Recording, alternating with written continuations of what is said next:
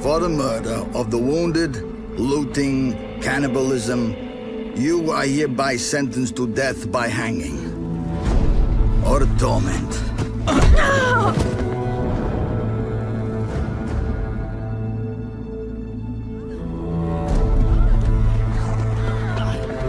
Don't meddle. Take the reward and let's go. Help me! Knew you witches wouldn't scorn imperial gold. Tough hunt. Tougher than yours, that's certain. Evil is evil. Lesser, greater, middling, makes no difference. Can't fit me. Bring her down. Do it my way. You like that, you bitch? Get the hammer. Kick her teeth in. The degree is arbitrary, the definition's blurred. If I'm to choose between one evil and another, I'd rather not choose at all. Just make it quick, Geralt. What the?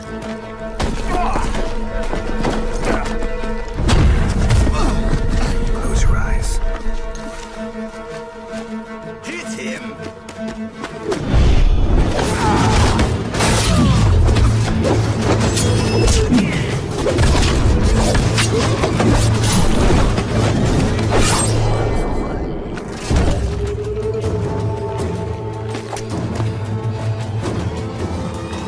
What are you doing? Killing monsters.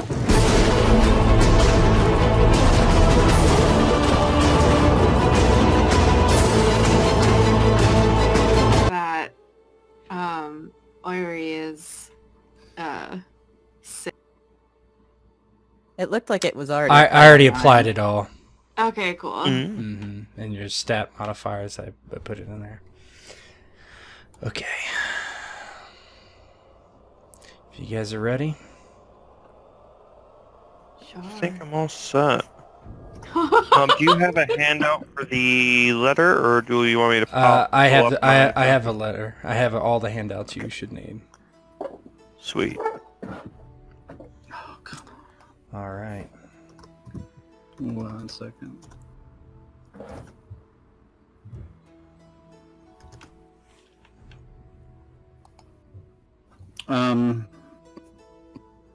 Just at least for this first session, could you guys put your names down there so I can remember them? Oh, yeah. Oh, you have them labeled. Oh, okay, I see. Oh, hang Oh, on. You have yeah, the- sorry. You have the name tags on. Okay. Oh yeah, I always have name tags on usually. Yeah, I didn't realize I had the little thing in the bottom wasn't updated. Huh. Usually I always have that changed. Yeah, me too.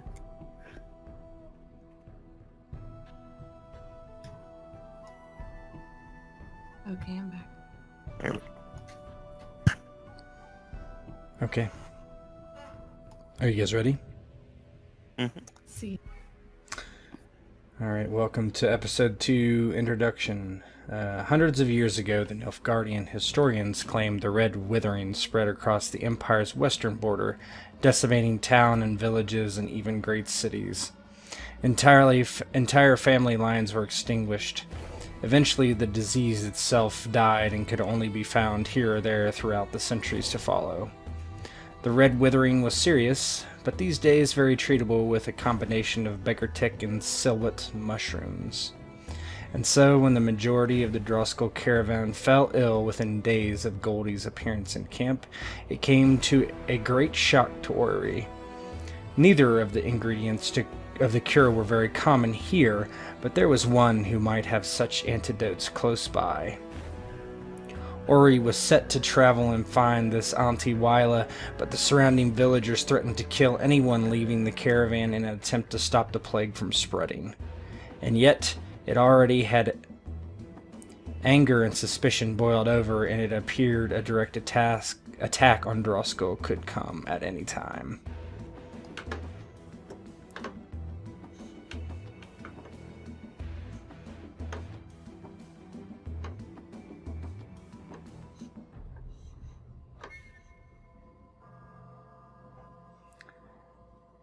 The year was 1282, and it was early fall, September. The days are mostly cool near the coast here in Verdun, and yet no relaxation was likely for the foreseeable future. Zavis' letter arrived this morning.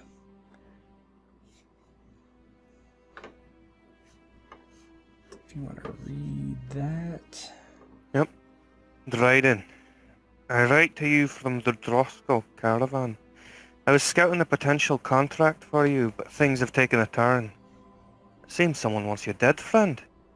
The entirety of this was a lure to drag you into a trap. Some fellow named Ten Blades. A jester or knife juggler or some sort. Hired a man to hire some fellows to put on a costume and murder some horses, convincing the locals it was Monster. All this in an attempt to lure you out. You seem to have made some intriguing enemies, Drÿden. The lad has died without purpose. Seems the bastard is out for us now, too. I'd like you to come down to the caravan and meet with me. Figure you want to know who's hunting you and all. If you have any information on Ten Blades, I'd appreciate it as well. Make haste. This reeks of your kind of witcher's work. Gotta stop. 1 second.1 second, guys, sorry. No problem. No problem.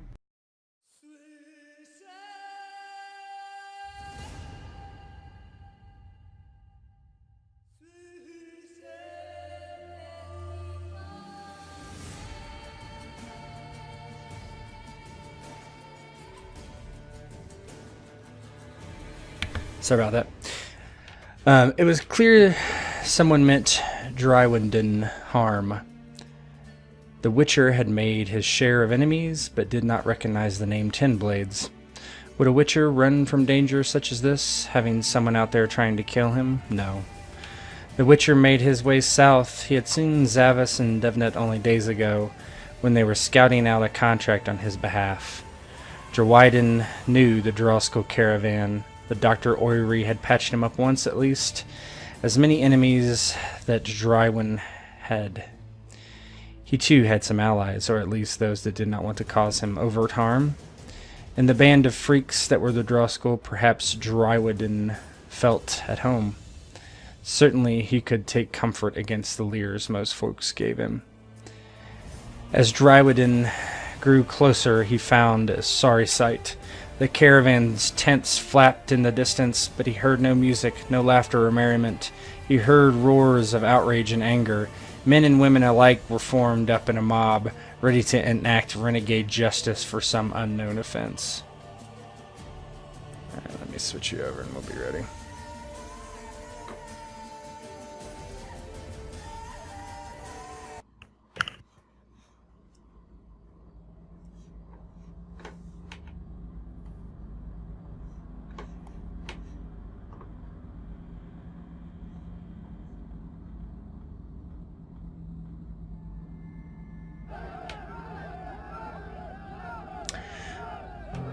For those amongst the Droskal, they stand at the edge of their tents and camps, almost encircled by the local populace that only a day ago were emptying their pockets to see their shows and bear witness to their interesting and macabre, sometimes, acts. All sorts of freaks, they would call you. Or interesting, if they were being nice. But now they've quickly turned against you, as many do. Particularly when the odd are being viewed by those that consider themselves normal. Whatever that means.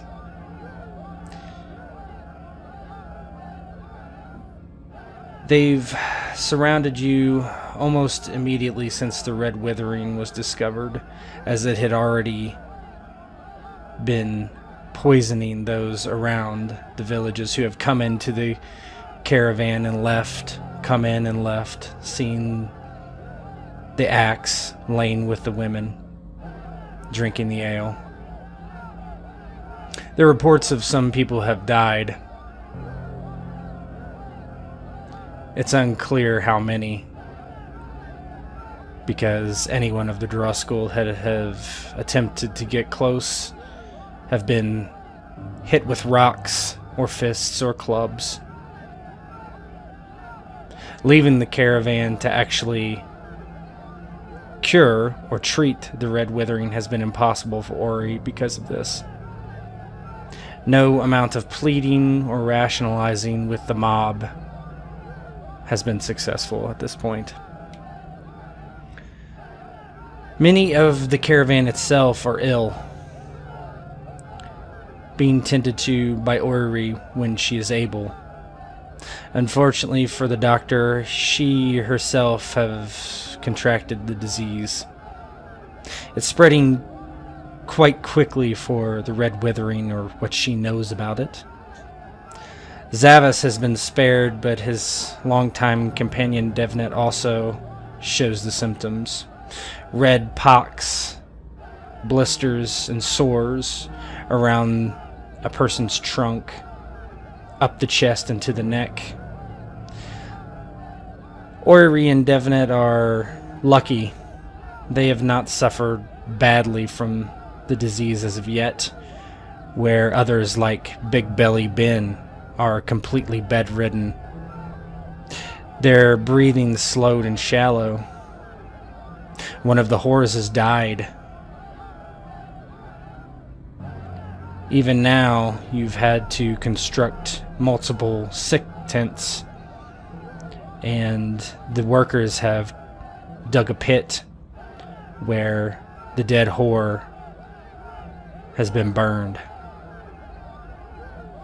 The men that you promised to treat, the bandits and Goldie, actually still live, but barely.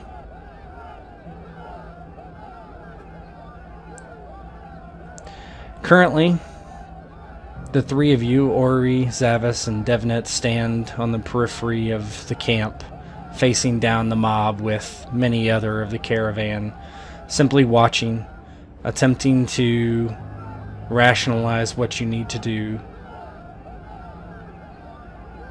and hope that they don't storm the caravan and rip everyone to pieces. Not far off, coming down the road from north to south, is Drÿden, a witcher who only this morning received Zavis's letter.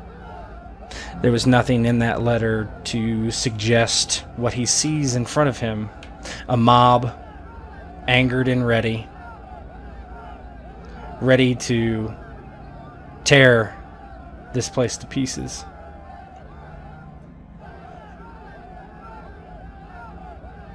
If someone notices him or notices what he is, they do not say so. They do not look in his direction, but decides to see another person walking in their direction, hopefully to join their mob and enact their vengeance. So at this point, I would like to start with those of the Droskal caravan. Go ahead and begin your roleplay. This isn't good. If they keep this up, we're not going to have much of a choice. I think we'll have to, I don't know, send some of us who are more stealthy maybe out to sneak out and see if we can make it to that woman who was selling the herbs. I suppose so, but I don't think it's going to be easy. No. Never been the quiet type myself. I could probably manage it, but I don't know exactly what I'd be looking for. And I hesitate to leave all these people to fend for themselves to boot. I don't know how good they'd be at it, should the mob really turn violent. What do you think, Eiry? Well, I think, in terms of defending all of us, you're just two people. Yeah, but we're two people who are trained and they're just a bunch of peasants. 2 people against a mob. I don't know. I feel maybe, perhaps the plan to get the herbs. Do you think you can slip through? I think, you know, the woods out back, I mean, I think I could definitely lose myself back there. Just one of us could probably, someone like me could probably do it. But I hate to seem a coward. I hate running from a potential fight. I hate to think I'd come back to seeing bodies. I suppose so. I think the concern is the loosing of the plague, or the sickness, or withering. I don't know. I feel like they're going to be concerned if anyone who's infected gets out. Now, if I might be able to battle a crowd here and there, but this is something else entirely. Can't give any guarantees, and I can't give any guarantees that it won't turn hostile the moment I say the wrong word. High risk, high reward, but I might be able to get 1 or 2 of us out. Like I said, it'd be risky. Well, it's worth a try, or it's potentially we could use it as a distraction while someone, maybe me, snuck out. Oh yeah, that's not a bad idea either. I can whip up a crowd pretty quick. You have to be careful of that, though. I mean, look at them.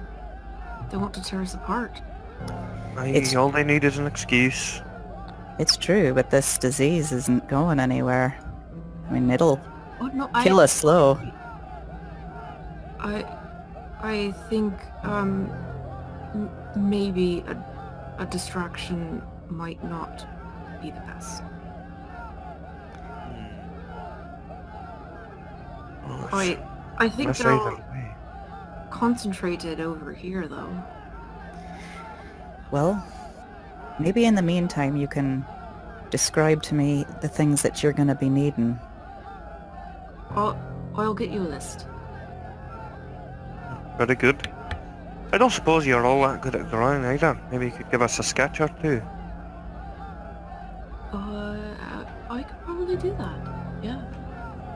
Maybe you've got one of those neat books with pictures. Yes. I have. Those are my favorite. They're fairly good. Would they be able to go to like Eiry's? Yeah, you could retreat back, but as you kind of are thinking about doing that on the road, the Witcher cometh. Go ahead, Drÿden.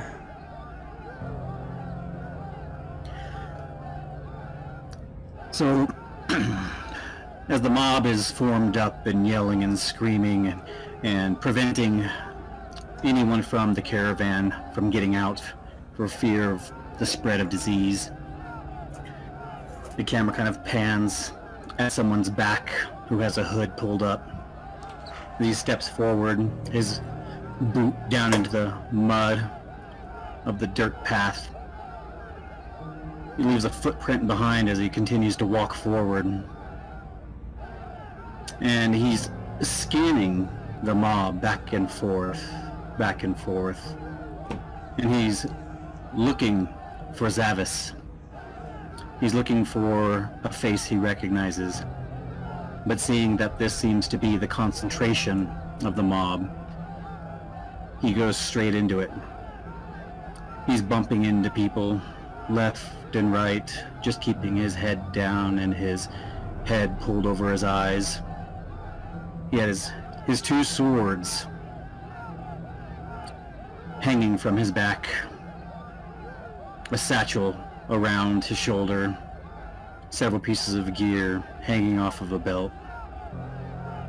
And he's just pushing past this old man and this angry woman. And he continues to scan the area, looking for anyone he knows.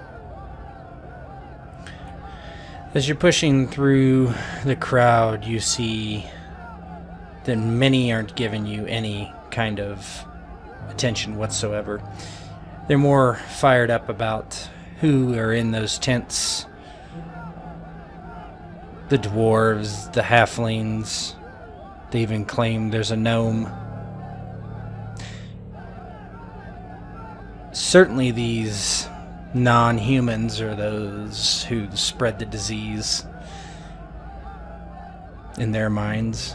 You hear them talk about bastards, whores, dwarves and elves. And the second he hears someone say dwarves, he slings his hand out into the thick of the crowd and grabs the person by the collar and pulls them towards him. You said dwarf. Oi! Zavis. They had dwarves with them? Get off me! What is Zavis the dwarf? He looks at you dumbfounded.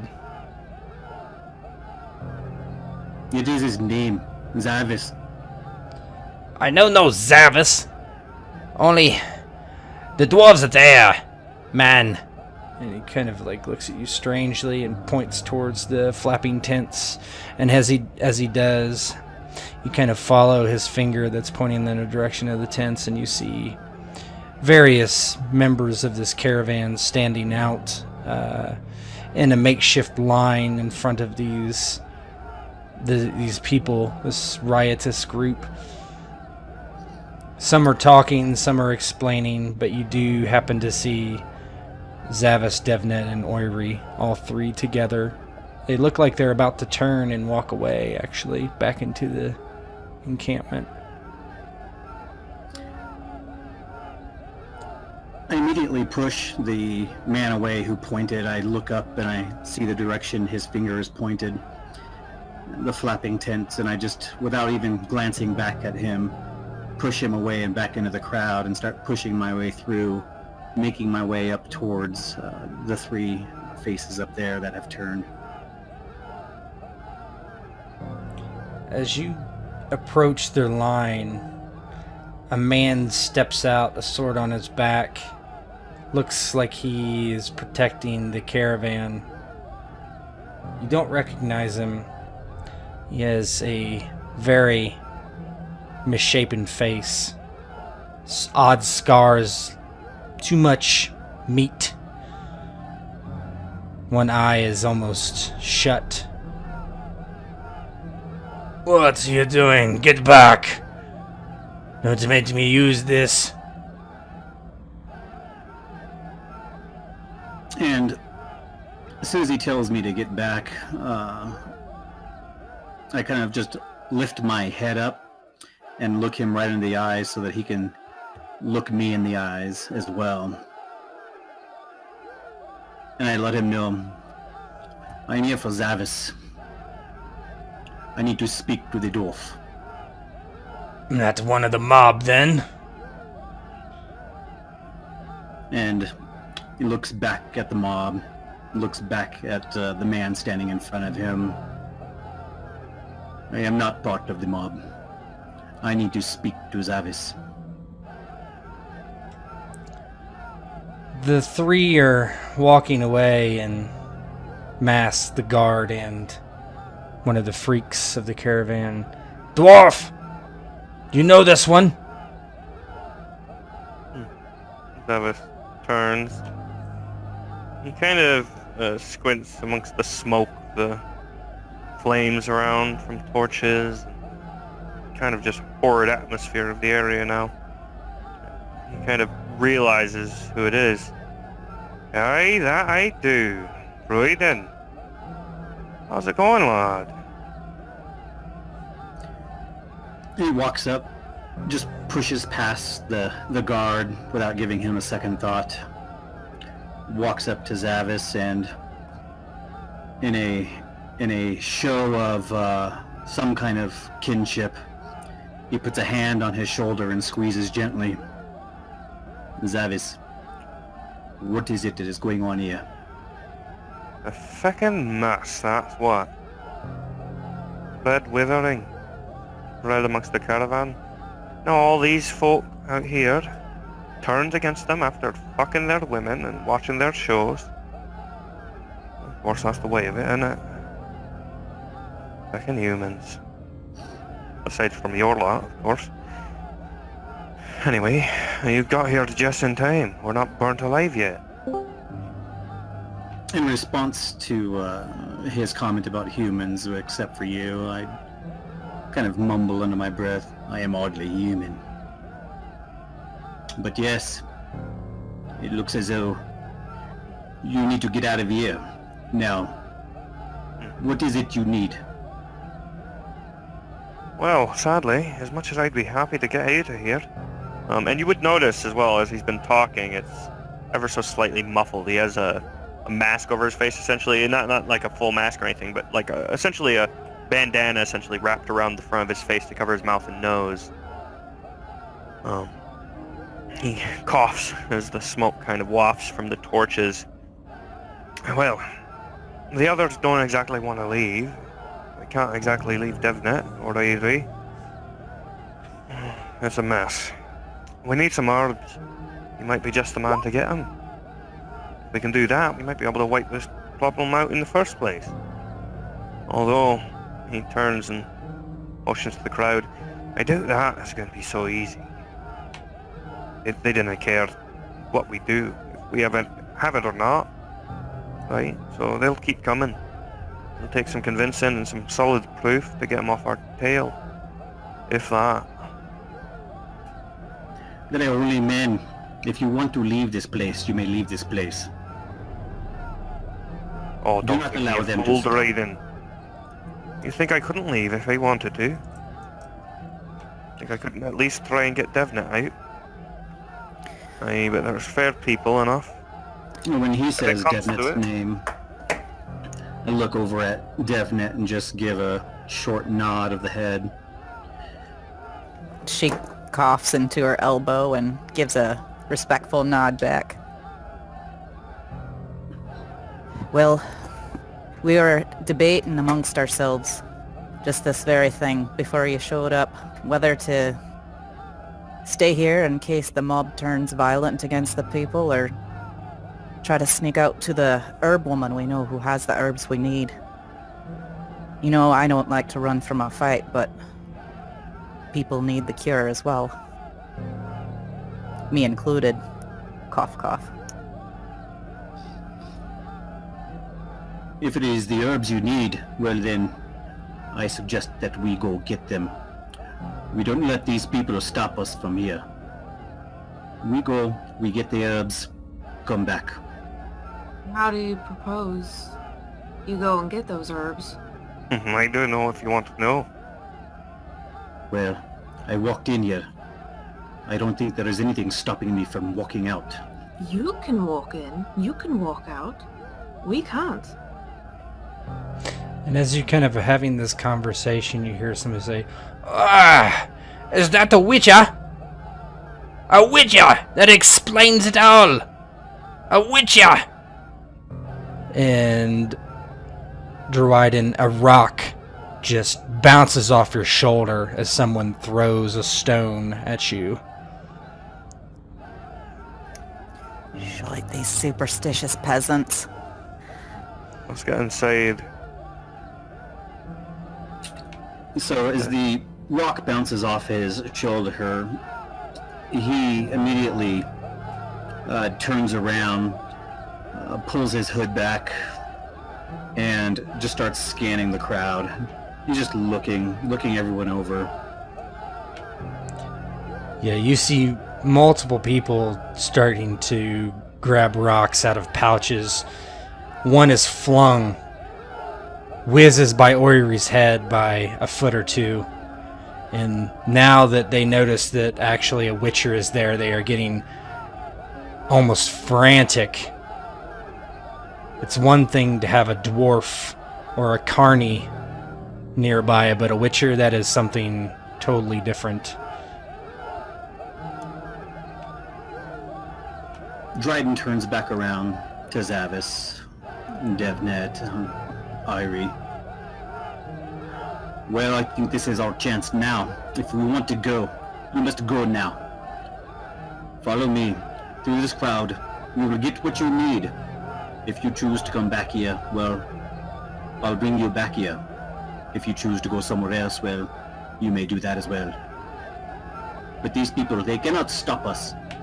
They cannot stop us from leaving this place. Are you mad? I understand what you're getting at, Drÿden, but keep in mind, there's other things to deal with after this.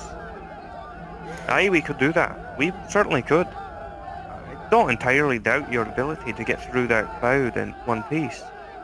Although, it's far more likely you get through with several pieces cut and bit off. If not, God knows, a pitchfork or two. You know how Yeah, those sorts go. That rook almost got our doctor in the head, and without her, we're all screwed. Hey. You're the Witcher, you know about subtlety. Sure there's another way out of this where we can get back, get out, without them knowing we've done it. Remember that Or patch at of least- woods Aye. behind the wagon from, oh, what was his name? The The fat Mugsy. bastard. Yes, Aye. I was thinking we might slip out back there. May not be a bad idea, actually. Well, for Well- now, let's get towards the interior of the camp. I'd rather not have any more rocks thrown at us. We can scout out a good way out from there. Well, Mom's Just not what they really can hold taken while we to- take care of this. Mom's not really taken to the Witcher here. If we bring them further into camp, what's to stop them from going into my people? Nothing. There's nothing stopping them now. It's a bit late for that. They're just as likely to charge in to get in here. If he charges back through that crowd, and I know you don't want bloodshed, do you? But that's what it'll be. In No, for no, a penny, in for a pound. Aye. And the flesh goes a long ways. We're talking a lot of pounds here. Let's get in under a tent then. Aye. So are you going to try to do this in the open, or just turn around walking in, or? I think they're just gonna go into a nearby tent to like discuss the plan, correct? Or are they just gonna go right Yeah, I out? think we're more than anything. I think we're just trying to get out of view of these of this particular crowd. Yeah. If we can find a less, crowded spot, I guess. And the nice thing What's about that, Larry? tents is they're tents. You can always cut yourself an exit out the back. Yeah. Someplace without rocks, though. Was somebody going to say something before I asked that question? I thought I heard somebody going to speak. Yeah, I was just going to nod to Zavis, put my hand on his shoulder again, as if, saying, it's good to see you again. And, well then, you lead, I'll follow you. Yeah, Zavis, when you kind of pat his shoulder, he kind of takes his hand balled up like a fist and kind of just taps the bottom of it to the center of your chest a couple of times. Hey. With that, I suppose we get towards the interior. Although the mob seems frenzied and angry, they quickly lose interest in what they were doing, specifically where the Witcher was concerned. You hear a man begin to say something about the fire. We'll burn them. Burn them and burn the sickness. And as he stands up on a soapbox, a crate, many turn in his direction as he begins to preach to them, giving you ample opportunity to move into a nearby tent.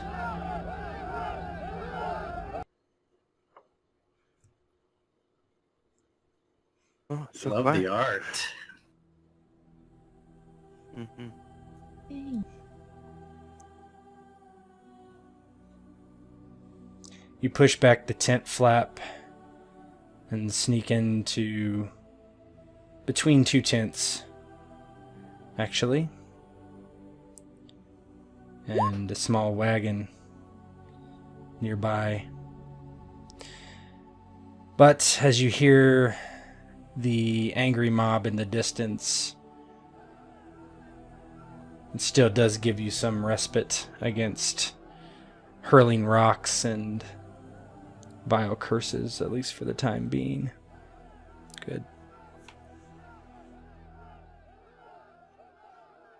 I need herbs from an auntie. I forget her name, but she's just 2 miles east of here. Right, Mm. about 2 Oh. miles. Mm. I think it took us an hour to get there when we were investigating before. Something around that sort. Aye. It's not too far. Trick is getting out without them noticing. I'm coming back. Aye, aye. So, looking around the camp, I'm assuming that there is the mob surrounding the open area that people would normally approach. Is it backed up against forest where we could conceivably slip through? There are some smaller, a small grove of trees.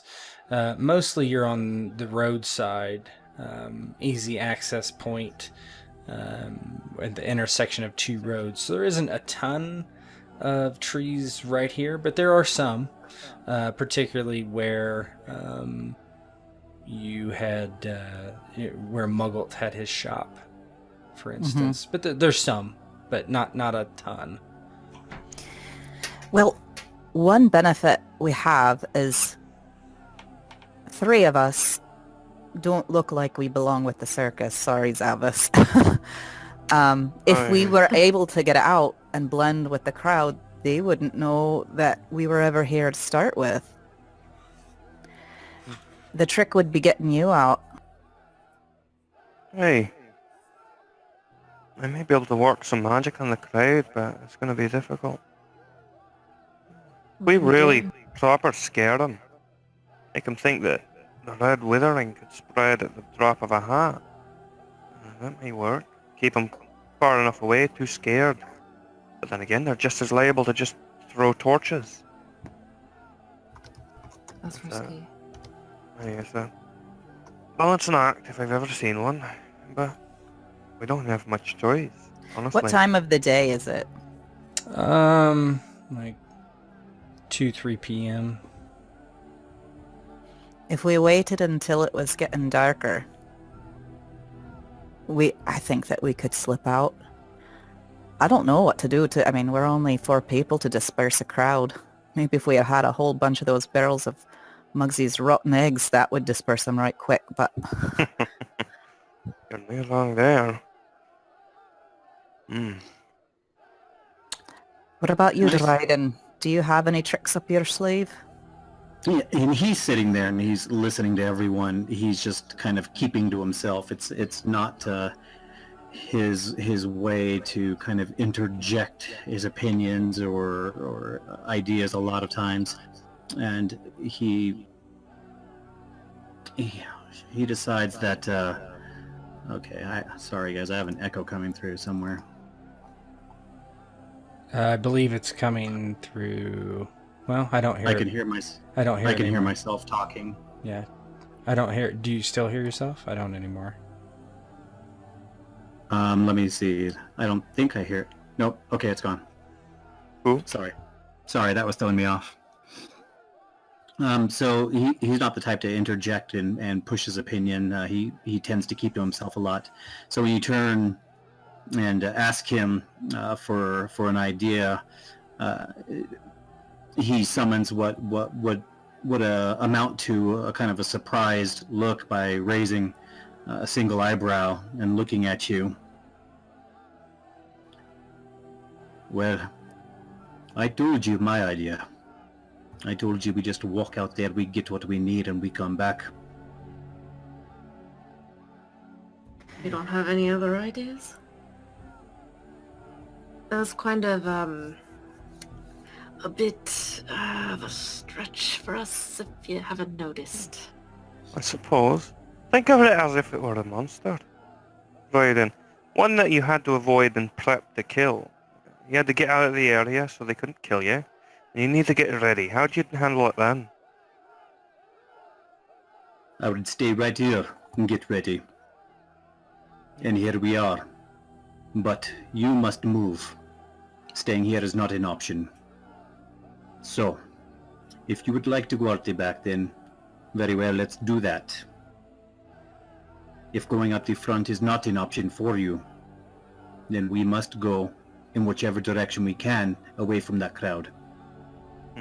Out the back through trees, very well, let's do it, but sitting here and talking and discussing and planning gets us no closer to what you need, which is those herbs. Fair enough point. Alright. What about this? I got an idea. I'll see what I can do about the crowd. Calm them down a bit if I can. Assure them that we have a doctor who might be able to clear it up. See if that doesn't do anything. Well, you three find a good way out. Once I'm done with the crowd, if they don't start charging the lines and trying to burn us all out, then I'll come back to you and we can slip out. Alright, What do you let's go think? ahead. That sounds like a plan, Sav. Good luck. Try not to get yourself killed out there. I'll try. Let's hope it just stays rocks and nothing else. Well, hope in one hand, shite in the other, see which gets full first. Hey, fair enough. Be careful. Of course. I'm always careful.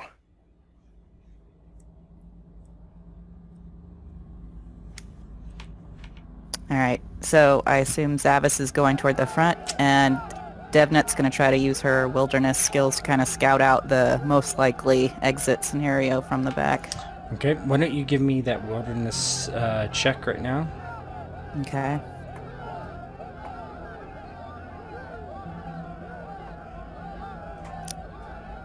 I don't think I have a... Do I have a shortcut from the... Yep, you should. It should be It should be under. I think it's skills intelligence. It's at the bottom. Yeah, there it is. Okay, I'll keep that in my pocket and let you know if it's successful. You do see a way out. You don't think there's anybody out on the other side of your path that you would take from your vantage here, at least.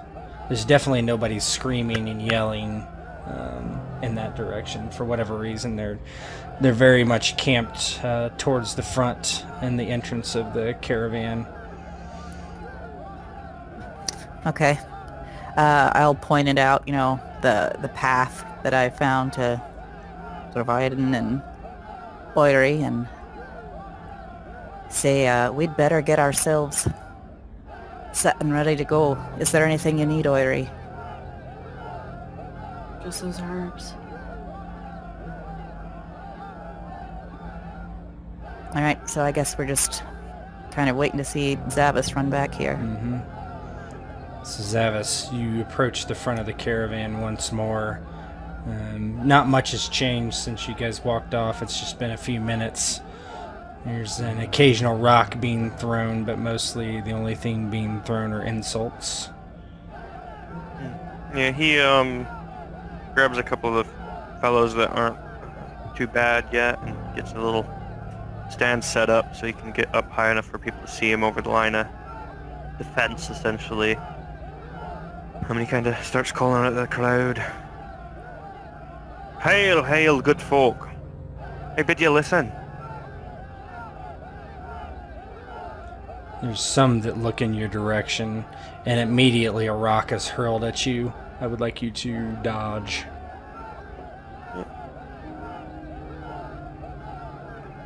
Oh yeah, it's all on the thing. Nice. Yeah, there's just a dodge button. Yeah, it's so nice. Alright.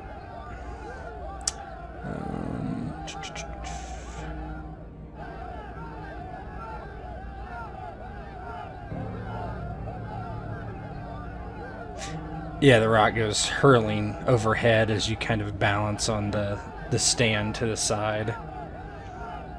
Yeah, he almost makes a show of it, of like the balance kind of tipping towards one leg and kind of rolling back and then standing quite neatly back up. Now I bid your attention, you lot, all of you who've gathered, because you're in grave danger here. You see, fair people, this sickness may be worse than we thought, and it could quickly spread through such a crowd. He's kind of gauging to see if he's able to. I mean, there's get any more people to there's listen. definitely people looking at you and listening to what you say, and for the moment they've halted throwing rocks at you. Some people are still just going crazy, but a few in the front are at least listening to what you're saying. Just let me know if you want me to roll at any point. Eventually you will. Mhm. Cool, yeah. So he continues on. The Red Withering is something greatly serious, and there are a good number of people in the tents that are infected, but we can't burn it down. Sadly, if you were to do such, it would quickly spread through the crowd out here. You'd all grow sick very swiftly. Now luckily we do have a doctor in here, and with the right herbs, and perhaps some help from you lot, we may be able to stop this before it gets bad and spreads to your homes and your families. But we need time. I ask that you give us a day. Calm your tensions. Let us fix this. Let us help you and protect you from this sickness, because otherwise it'll spread through your ranks, and to your families, and to your family's friends, and onward. It'll become far, far worse. If this place falls, each of you that charge in is liable to get sick yourself. So I ask your help in stopping this sickness before it gets worse. I know you good lot are capable of this. I know you want to protect yourselves and everyone you care about. Alright, go ahead and give me a persuasion roll. Alright. With, I presume, the tolerated -1 from Dwarf. Correct, yeah. So... Which one did you say? Persuasion? Yep. Unless you have another idea, I think that would be... No, yeah, I think that's the most appropriate one. Mhm. I do have Return Act, if I could do that first, seeing as he did perform for a lot of them. It's technically before busking roll, right? But, it's basically to see whether he's played in the town. If it's successful, the bard has made a name for themselves in the town, and not only is busking income doubled, but they also get +2 charisma with everyone at the venue, essentially. Okay. You can, yeah. Go ahead. Okay. And that I have to roll off the sheet, yes? Yes. I'll do that real quick. Nice. That would be successful. Nice. So most of them probably know me, yeah. So that helps. Although that's for charisma anyway. So you'd be at a +1 yeah. then total. Cool. Right. Oh well, no, yeah, actually, because it's charisma in particular, not necessarily empathy. It looks like, which is kind of Oh, I see. Persuasion Yep. is separate, yeah. Yep. Yeah. Mm-hmm. So it's still like most of them Yeah. like know me. It might Yeah, that's help fine. negate it a bit, but let me go ahead and roll that. Performance -1. Oop. 13. Oh, I rolled performance. Go ahead and roll. Go ahead and roll your. You sure you're fine? I could just Yeah. No. add No, you're fine. Go ahead. the wrong P. There's so many. Why is that not there? Oh, the input value doesn't have an option for persuasion. These are not. You want me to just roll off the sheet? Yeah, go ahead for now. If I missed it. Cool. Yeah, no problem. There we go. Persuasion's off empathy. You're right. Okay. So, yeah, you try to convince this mob, and one of the men walks up, and you're rather sure that you drank a couple pints with him, and he looks at you and he's like, "Fuck you, dwarf!" and he spits on your leg, and he immediately goes to kick out the stand from beneath you as the mob begins to charge forward. Where am I during this? You guys are over at the tent nearby. You could be watching this if you wanted.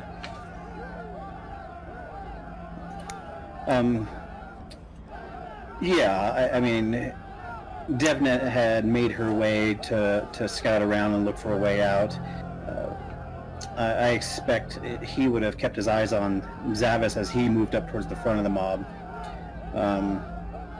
And after Zavis tries to persuade the crowd, he's talking to them, pleading with them. Drŷden sees their anger rising and starts making his way up towards Zavis' side. If Zavis sees this, he'll kind of raise a hand that direction to kind of indicate to halt. And he's going to kind of raise his voice to the crowd once more and kind of go for one last plea. If that's cool, yeah. Or unless they're like full on, like, Go ahead and try. you know, blades drawn type stuff, yeah. Now, lad. I had a drink with you, didn't I? I had a drink with a lot of you. And I think you all know that I've been here for a time, and I care about this place. I care about a lot of you. And I want to see you all healthy and safe by the end of this. The way to do that is not to try and charge in and get yourself sick. It's to wait patiently and let me take care of this for you. Would you rather risk a dwarf getting sick or yourself, lad? He says this quite loudly to everybody, more pointed at this guy. Go ahead and roll one more time. Alright.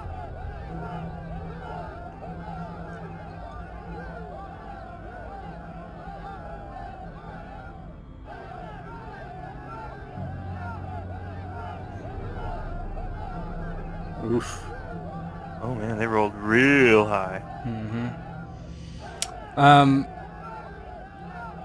The man tries to punch you.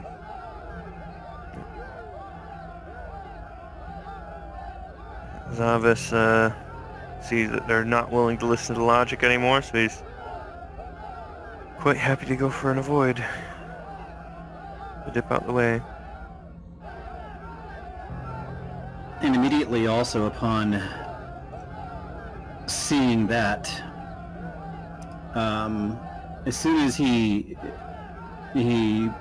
pulls his arm back and telegraphs what he's doing, I instinctively just throw my right hand out and fire an axis sign out at the puncher to knock him off his feet. No need to roll. As he's going to punch Zavis, how does it look? Just knock him backwards? Yeah, there's no emotion and no malice, but he basically he's a mob. He's not a trained fighter. He telegraphed it so much, at least in my eyes. As soon as his fist gets pulled back, I just simply close my eyes briefly, put my hand up, and just let out a bolt from my hand that stuns him and just knocks him flat backwards into the mud, and he's lying on his back.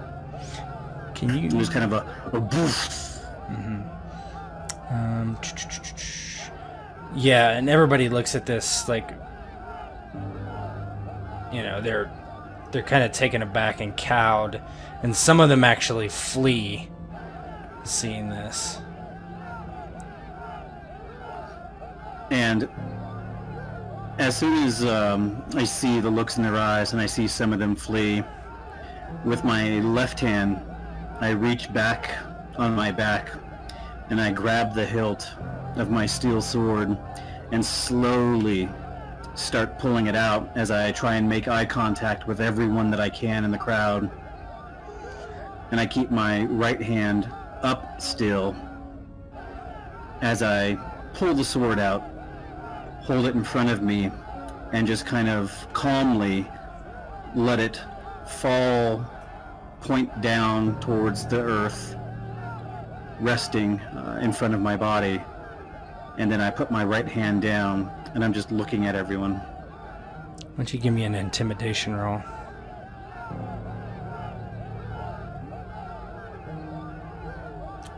Oh, goodness. Yeah, he's not really good at that.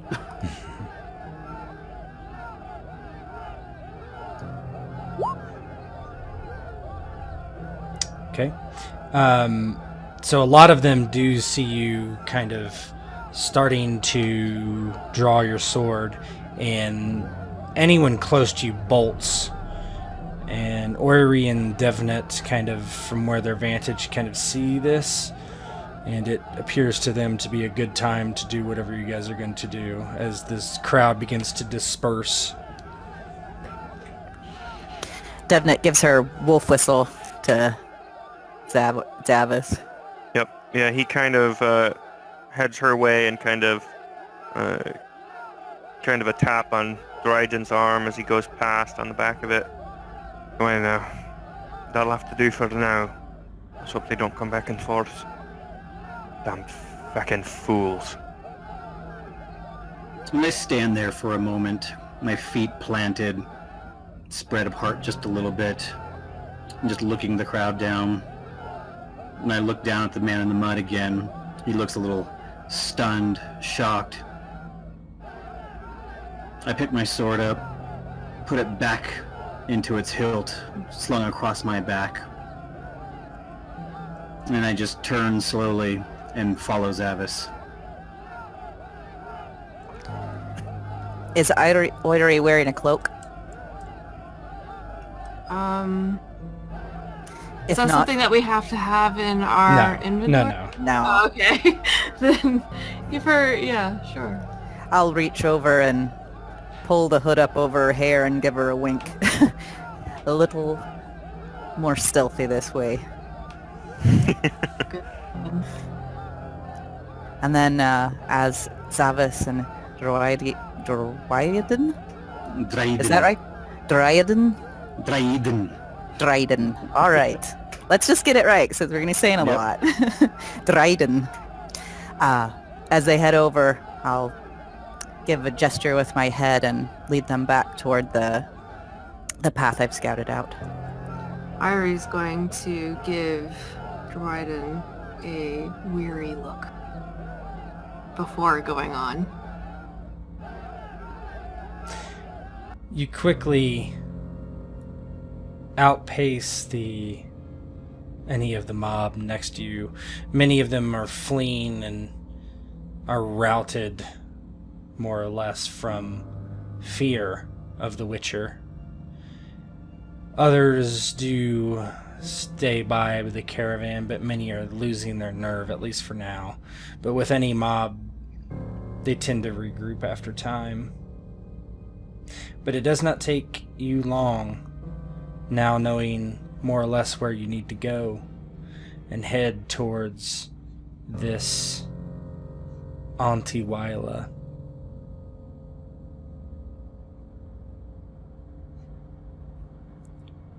And if you have anything to say or do on the way.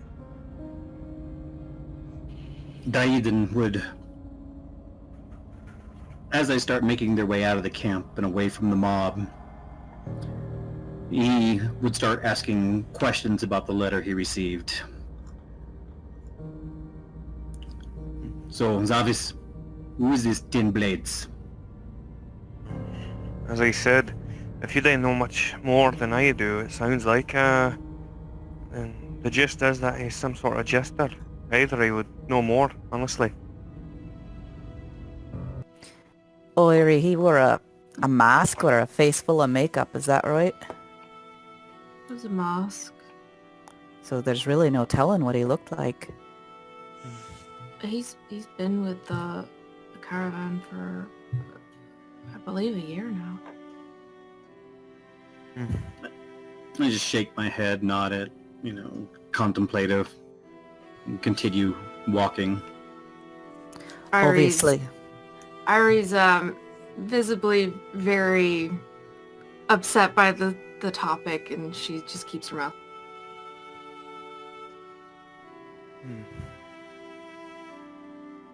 Now, whoever it is, the right mass, they certainly want you dead, that's for sure.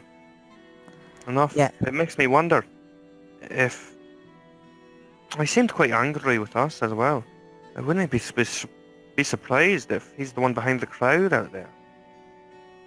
That's a thought. I mean, it's not unusual for a bunch of humans like that to get so riled up, but I wouldn't be surprised if he had a hand to play in getting them so antsy so quick. It's awfully fast for them to assemble like that. To turn so quickly. It makes me wonder if this Tin Blade's been around for longer than we think. Or shorter than we think. If he wears a mask, was in the first place, he'd be a person easy enough to swap out with.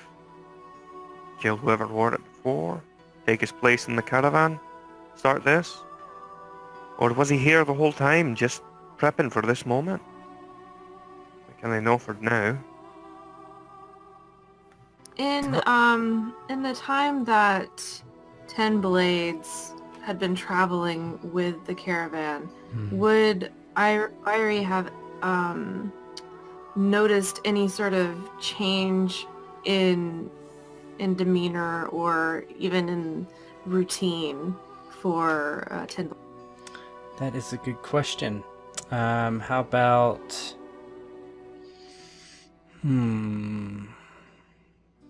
What could you roll?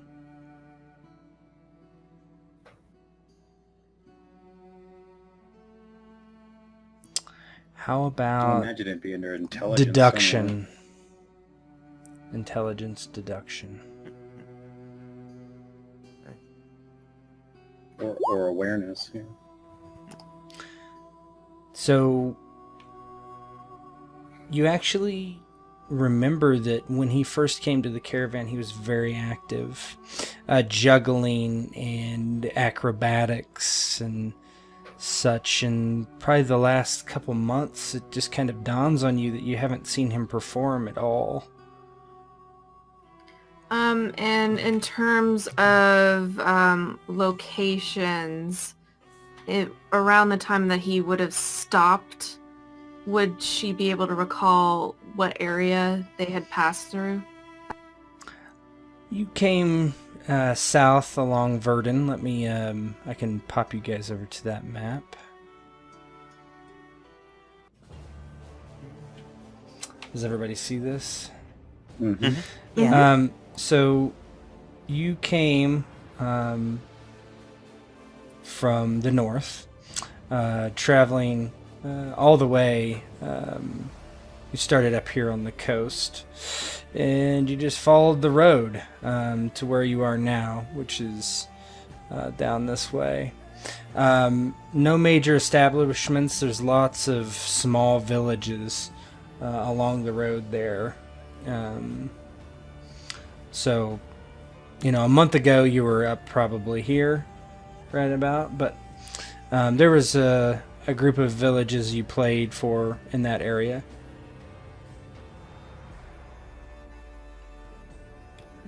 Now that I think about it, he did act a little strange about a month back.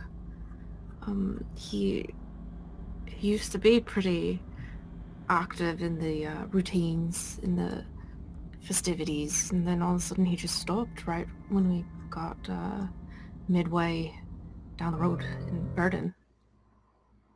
That mean anything to you?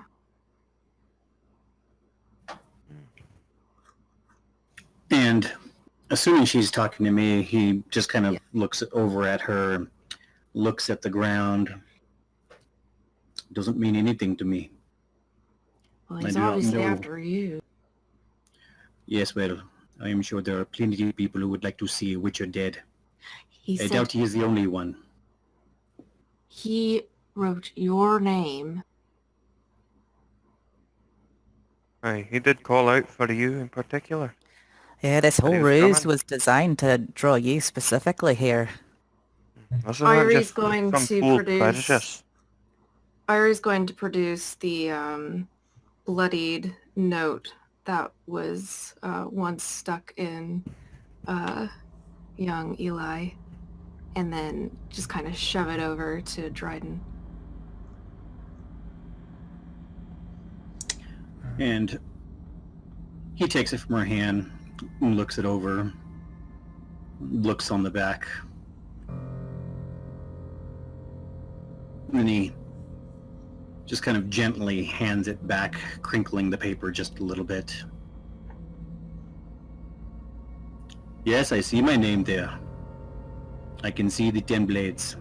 I still do not know who this is. No one I have ever met. No one I am aware of. Someone has gone through a lot to get me here to kill me. Well then, here I am. They should try to come out and kill me. 10 blades means nothing to you? Does it mean anything to you? Yeah, it means a boy died.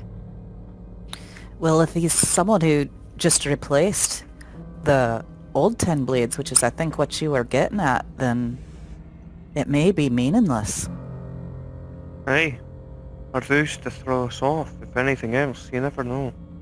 Or he maybe Why sign? maybe something happened. Maybe 10 blades learned us something he didn't want to learn. Perhaps he heard a story about Drÿden. But something tells me this is far more. Yeah. It makes sense. He may have named me, but his name is not one I have ever heard. The blades drawn on the note, are they anything like what 10 blades would have used for juggling, or are they different? I mean, it's hard to say. They're crude, just scribbles. It's just kind of... Yeah. You just inferred that, that's what it mean. There were 10s of them. They look like swords, kind of. You know, who maybe we should have asked are those whores in the horse tent. They seem to be maybe the only ones who have seen much of him. Aye, that's true. Even if he didn't remove his mask, they may have seen something identifiable on his body. Or notice similar changes, aye. Or something worth following up once we get back. Just keep an eye out.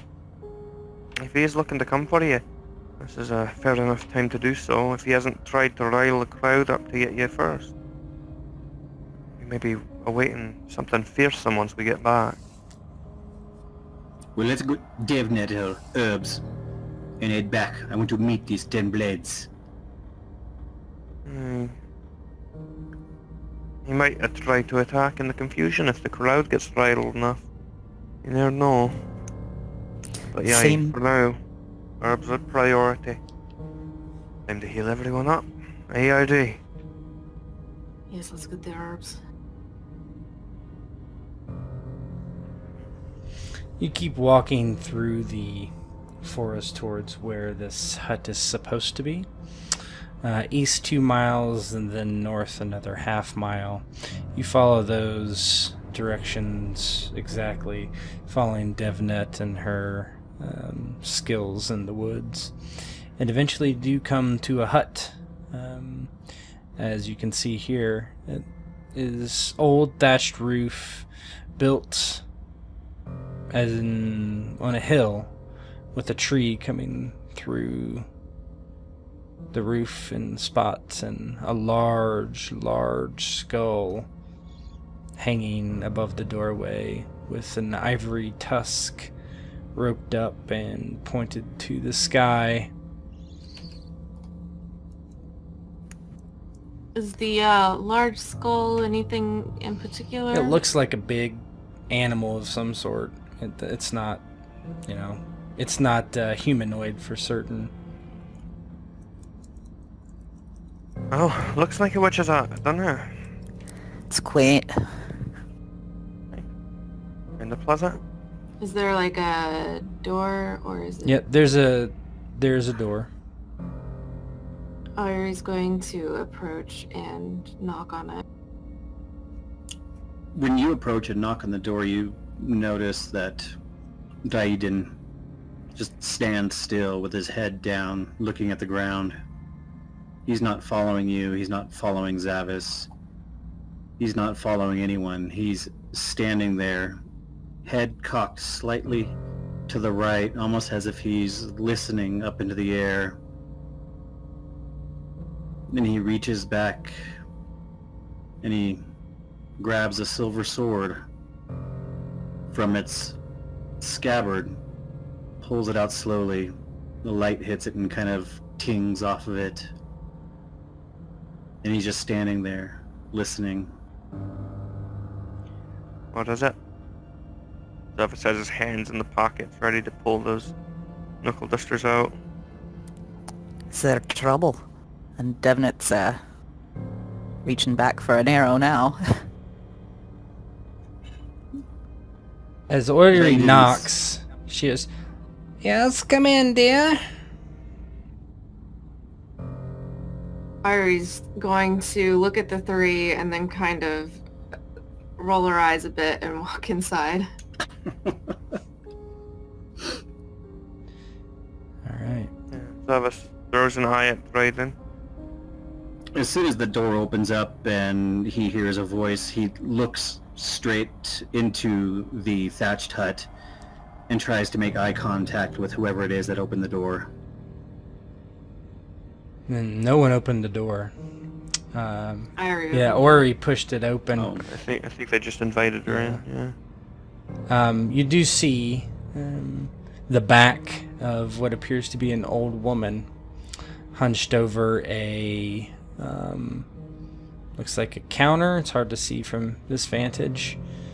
Eiry sees the gray longish hair braided hanging to the middle of her back.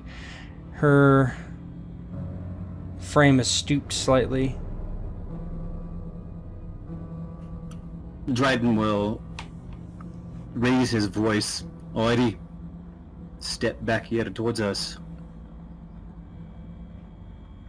And he'll take a step forward with his sword in hand. Is he, cause she's inside already, like, is he inside as well? Yeah, she's in the doorway. Eiry is going to look at the old woman and then over at Drÿden and oddly actually take a step away from the door. Oh, sorry about that. Okay. And as she takes a step away from the door, Drÿden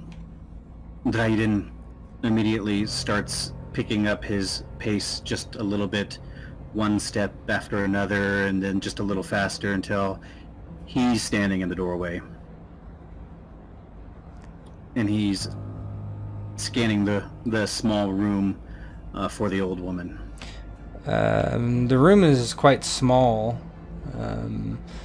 She's still hunched over, looking away from you. You can tell she has a mortar and pestle, and she's kind of grinding something. You hear the... "Well, knock off your boots if you're coming inside. Who's shuffling around my doorway?" We may be coming inside. These people are under my protection. Do you understand that, hag? Your protection, of course. I am simply an old lady in the woods. Auntie Viola, they call me in town. Purveyor of elixirs and potions and herbs. Yes, well, Auntie. As long as you understand that we are simply here for some herbs. We are not here for anything else. I do not want to hurt you. As long as you do not attempt to hurt them. Of course not, young man. Come in, come in. And she finally... Eiry's Yeah, good. Eiry's going to kind of walk in and hesitantly like pat Drÿden on the elbow, kind of like a calm down, buddy gesture, and walk in. I'm obviously looking for some herbs. Do you happen to sell any? What is Zavis and Devnet doing? This is... Or go ahead. Go ahead. Oh, go ahead. You started. Go ahead. Zavis is kind of near the doorway, but kind of... He's been on edge the whole trip out here. Like watching our tracks, essentially. Making sure that no one's followed us or tracking us or anything like that. So he's kind of very near to the doorway and kind of splitting his gaze between, you know, the occasional glance inside and making sure they're fine, and then kind of scanning the tree line and stuff to make sure there's no one or nothing else approaching. Yeah, Devnet, seeing Drÿden on edge has really put her on edge, and so she's also kind of closed with the house. It's kind of to one side of the door, listening. I think the thought that this Tunblades has been assuming other people's identities has suddenly made her very paranoid, and so she's thinking even an old lady could be dangerous in disguise. As you all are...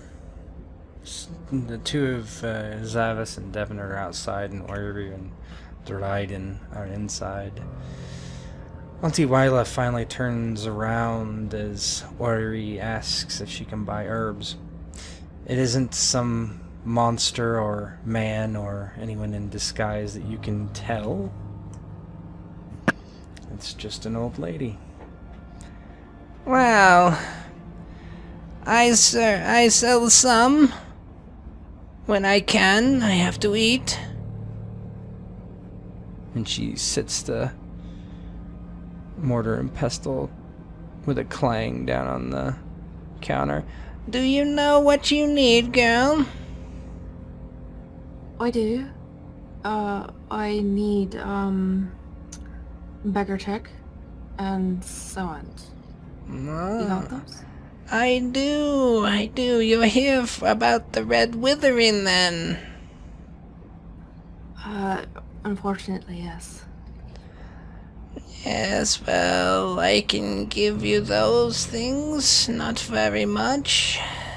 You have coin, but I'm afraid that won't help anything, as I told the man that came here earlier. What man? Tall, thin. Didn't give me his name.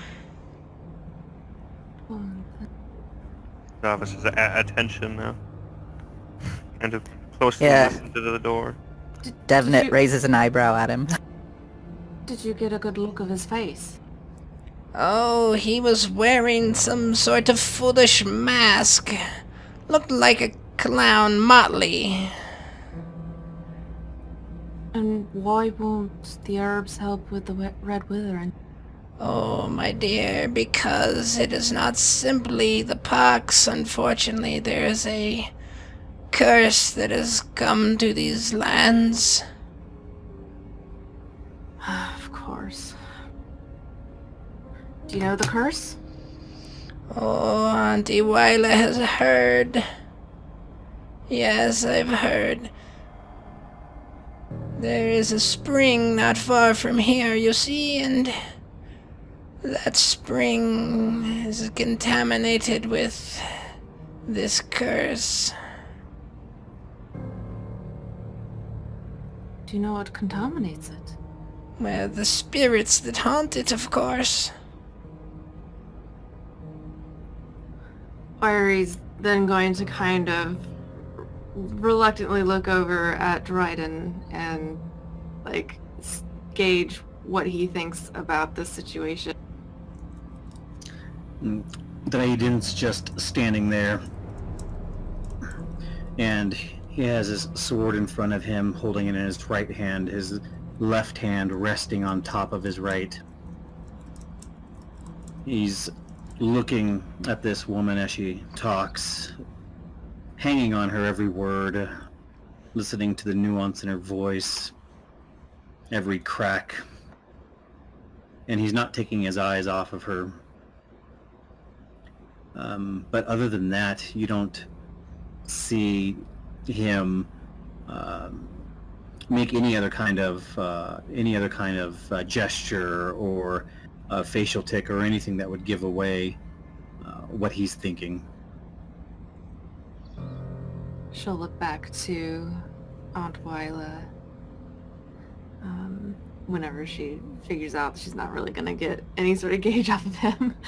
And then, so do you think that if we deal with the spirits, we'll cure or get rid of the curse? Yes, that is what I understand. If you remove the curse, then you can heal the people. Zavis kind of chimes in quite loudly from outside. And how the hell do we do that, Mom? Rid the lake of the spirits. How do you fight spirits? She turns and looks to Drÿden. He has 2 swords on his back. Does he not? And with that, Drÿden looks at the old woman, nods. That I do. And he turns and walks out of the hut. She calls after you. He stops in the doorway and just turns his head slightly. You might want to wait until morning, if I were you. Why the morning? Spirits are best avoided at night. They haunt more than the spring, you see. This valley is all cursed, but I stay here for my own protection in this place. Spend the night with Auntie Viola. Again, Eiry's going to look over. Is Drÿden still in the hut? He's still standing in the doorway with his head turned, listening to her. And I'm assuming he would know that she's telling the truth about spirits being harder to fight at night. Yeah, some of them can be for sure. Yeah, so he turns back around when he looks over at Devnet, Zavis, Eiry. Well, there are some spirits that are more difficult to fight in the evenings.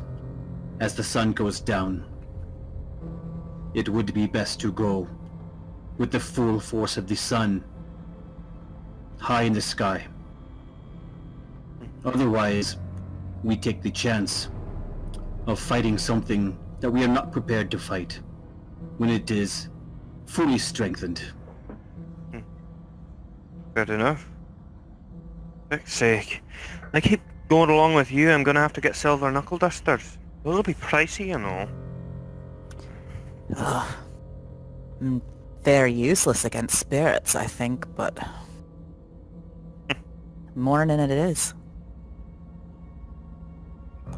Hey, So- it's been a while since an auntie's been willing to pay enough to make me stay.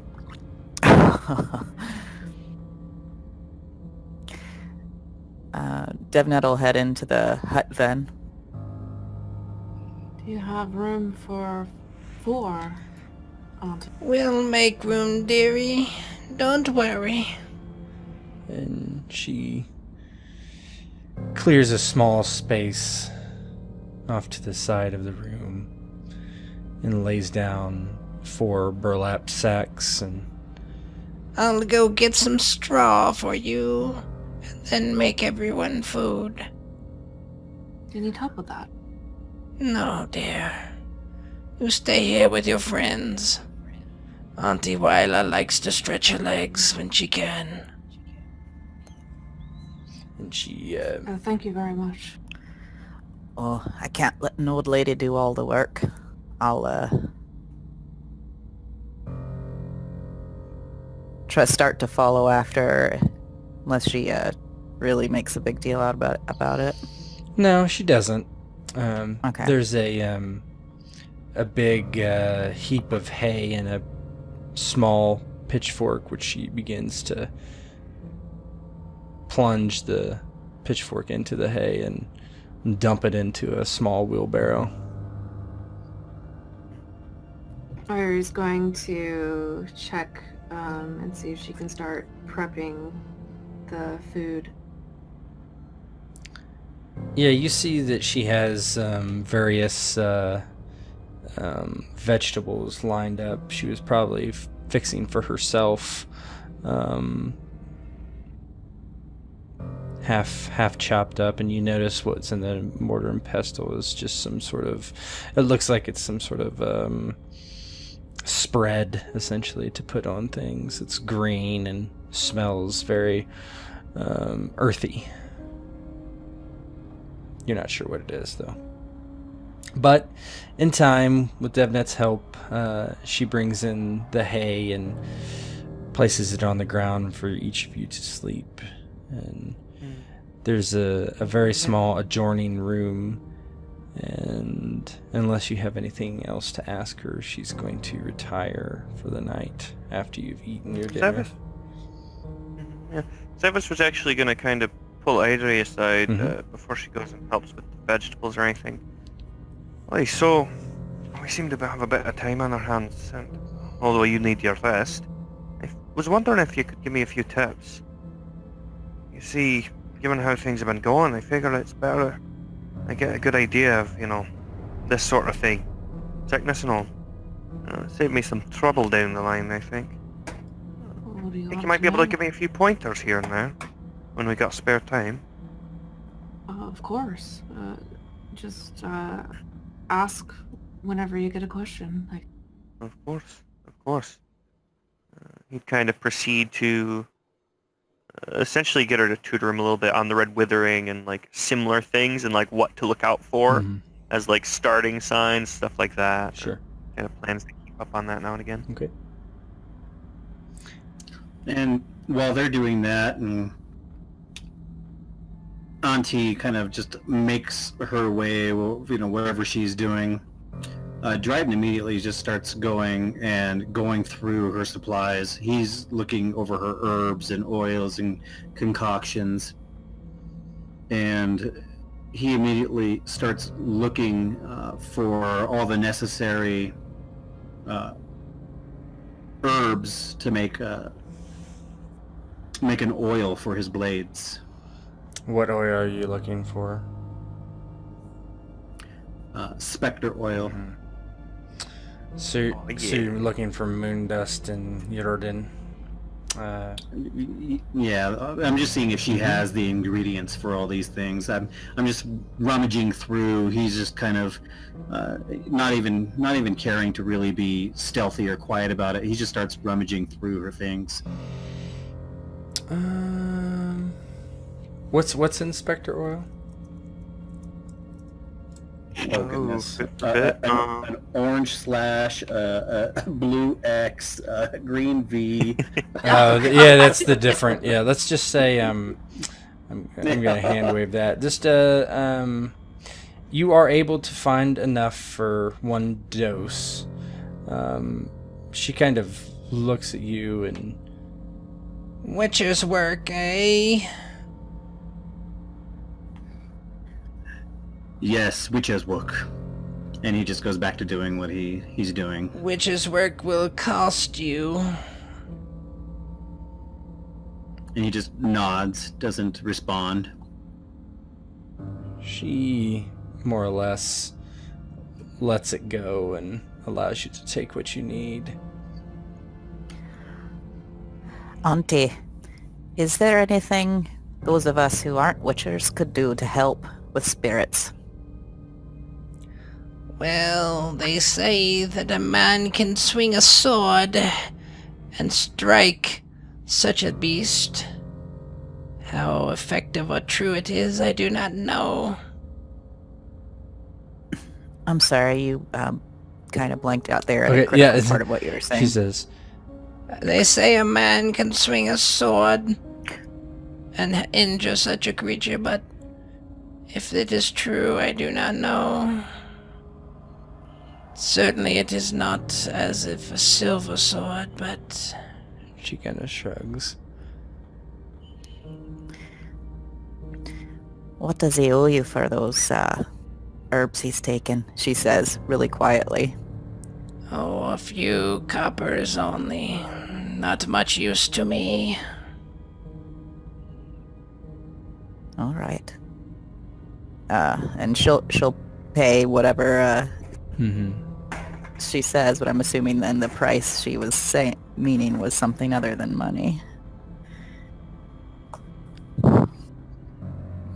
Drŷden's standing at that counter, and he's reaching across, and he's grabbing a mortar and pestle, and he's mixing different things and kind of just grinding some stuff together, not even paying attention to anyone else's conversations now.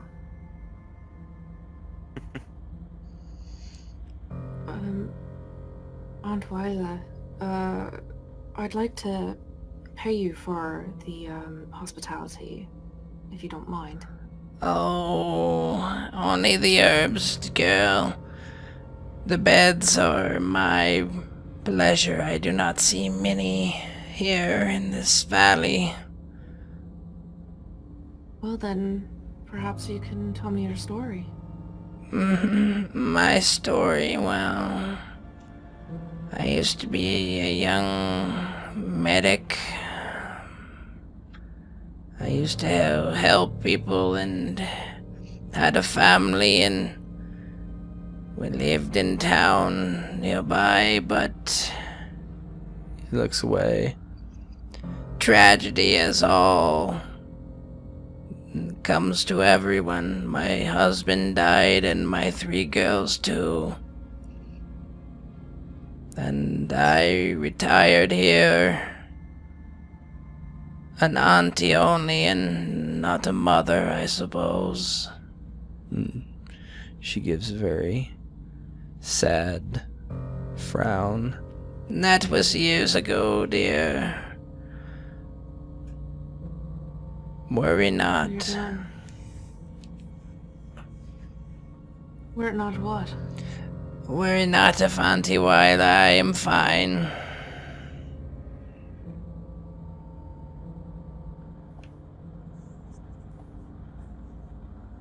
Oh, you cut out there. Oh, I'm sorry. She just tells you not to worry about her. She'll be fine. Well, you're doing a lot of good here. Telling us that there's a curse going on, we'll be able to cure people handling this situation. I thank you a lot for that. You are not from town, I don't think. A witch is certainly, and a dwarf also, and... She looks at Devnet and doesn't say anything, but Devnet gets the suspicion that she might know that she's not human, or not exactly human. And you, my girl, you're not from town, are you? No, I'm Skelligan. Never been to the islands myself. Most beautiful place on this earth. So you say. Well, it is good that you're not from town, I suppose. Why is that? I think that they are the ones that are being cursed by this well. Isn't it true? Oh, we've all been affected. That is unfortunate. Tisk. How far away is this spring, this well, this lake? What are we looking for exactly, and where can we find it? Oh, there is a path. It heads. And she kind of, like, her hand shakes as she points out the window, kind of to the northwest. That way. Further in to the woods, up on a large hill. It is rough terrain, a reservoir. Catches a lot of water in the spring. About how far? Oh, for your young legs, a couple hours walk maybe. And as soon as she finishes giving directions, Drÿden, he scoops up a glop of mess out of the mortar and pestle, and then swiftly puts it into a little leather bag that he pulls from inside of his clothing. Ties it up, puts it back inside of his clothing, turns around. Okay, well, we must sleep then, and you must be off then. Allow us to sleep because we have a long day tomorrow. Be off with you, old woman. Don't be rude. Rude? Do we not have a long day tomorrow? Is that not true? She's offering us the roof over our head. Yes, thank you. Thank you very much. Now be off with Go you. sleep. It is alright, girl. Half giggling. And she grabs her stick and kind of pushes off of it, and she doesn't use it after she kind of gets going. She seems fit enough and walks kind of into the adjoining room. Just call Auntie Viola if you need something. And she pushes past and pulls down a, I guess it would be like a band of some sort that keeps the curtain open. And when she pulls it, it just kind of closes behind her. And you hear some rummaging slightly. And then quickly you hear an old woman snoring in the next room.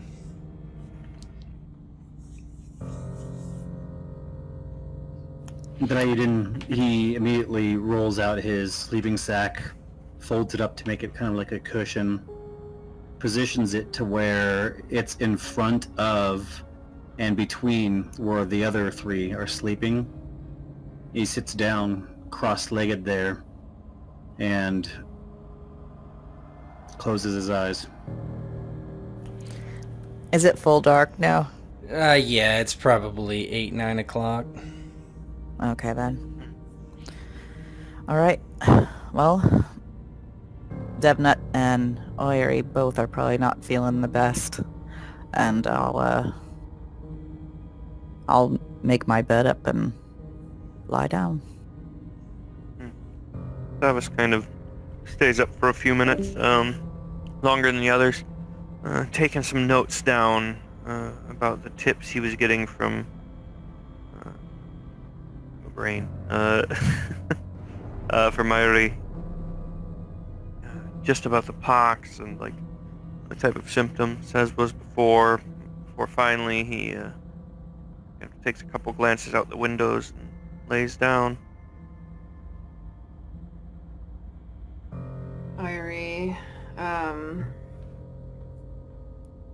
kind of gives Drÿden an annoyed glance, looks over at the other two, and then just, quietly makes her bed and goes to sleep.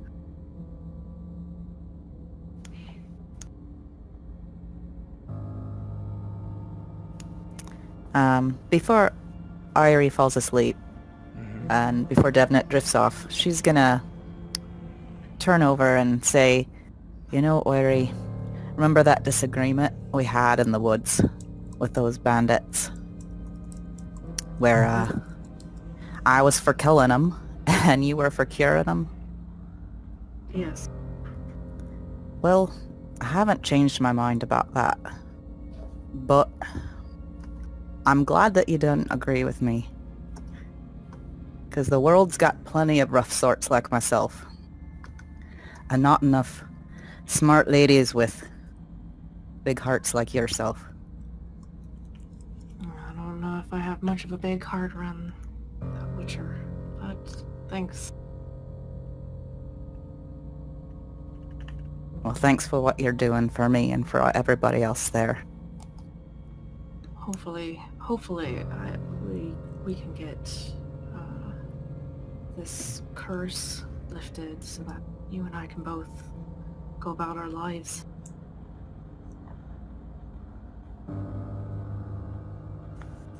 With that, Thank you we for coming do along. agree. I'm not much of a fighter. I'm just a doctor, so I thank you coming along.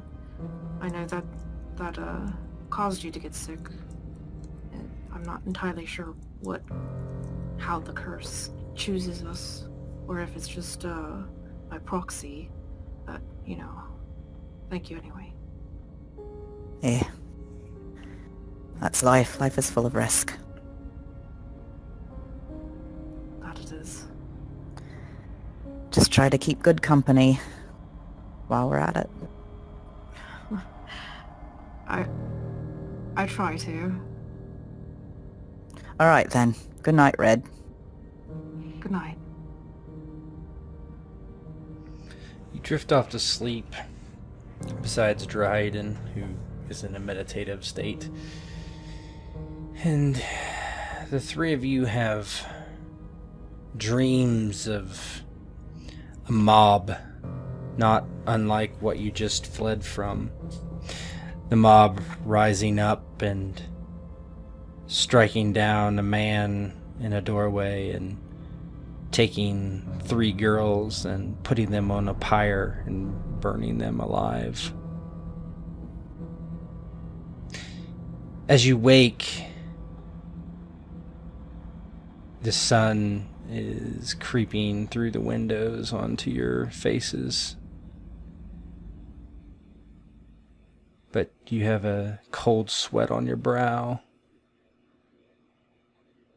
And each of you have had the same dream. Drÿden did not dream or have any interesting thoughts while he was meditating.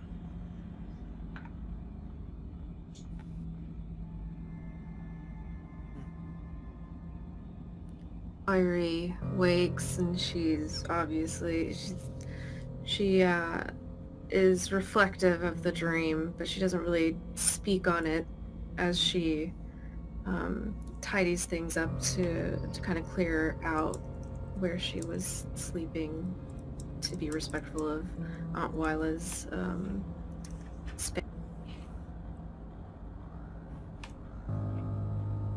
Yeah, Zavis, didn't particularly wake early, kind of still half asleep as his eyes kind of open with a start, and sweat is visible on his brow. He kind of gets up and looks around and stretches and lets out a heavy sigh. Well, we're still here. That were not the most restful night's sleep I've ever had. Aye, neither here was it. Ugh. I'm worried about them back in town more than I want to Aye. see. As Clear well. out the curse. Aye, hopefully we can get it taken care of before anything too bad happens. He kind of stands again, stretching a bit. Oh, Viola, I don't suppose you have a wash bin? There's no response from the other room, and she's not in the current room. Hmm. He Would- taps on the door. It's a curtain. There's, but you can knock on the wall next to it. There's no response. Yeah. Oh, Eiry, do you want to check on the old lady? Make sure she's alright? Yeah, he kind of raises a hand. Something's odd about this.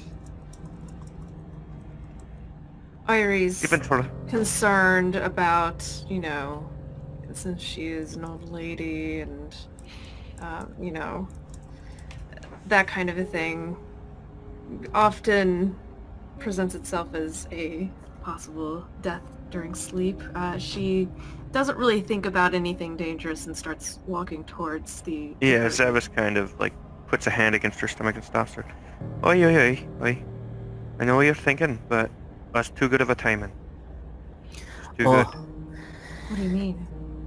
Oh, you're right, Zavis. Let me have a look first. Yeah, he kind of lets Devnet do her thing and heads over and taps Drÿden on the shoulder.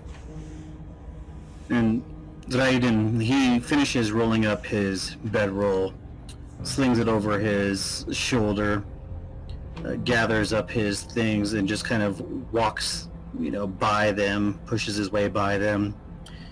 And as he's walking by the three of you, she left 30 minutes ago. She's not in here anymore. She left early this morning. And he just walks out the front door. Eiry is visibly relieved. Oh, well, I suppose that's a bit better, isn't it? just quiet for an old lady. Or we're heavy sleepers. Well, not me. Uh, I haven't been drinking this time. I suppose. I haven't been feeling my best, though, I'll admit. Aye, Well- you need your rest. Devnet will go out and spend a few minutes just chopping some wood for Viola before they head out. Yeah, you see there's a little small hand axe, and there's a couple logs that need to be split, and you go ahead and split them as everybody else is getting ready. Are you guys just leaving? She is not outside. You're not sure where she is. I mean, as Devnet's chopping wood, for some reason, Drÿden, it just is confused by that. He stands there with the sun hitting his face, and he stands on the porch area, if you will, and he's just looking at the skull attached to the front of the hut, examining it, looking at it, just basically inspecting what kind of monster it was and seeing what he can, you know, what story he can get from the skull. Witcher training, maybe?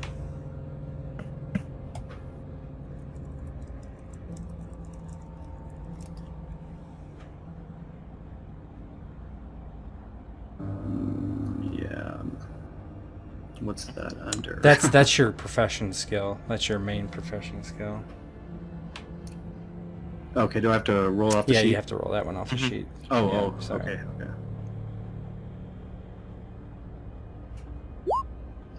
Yeah, you're pretty sure it's a troll skull of some sort.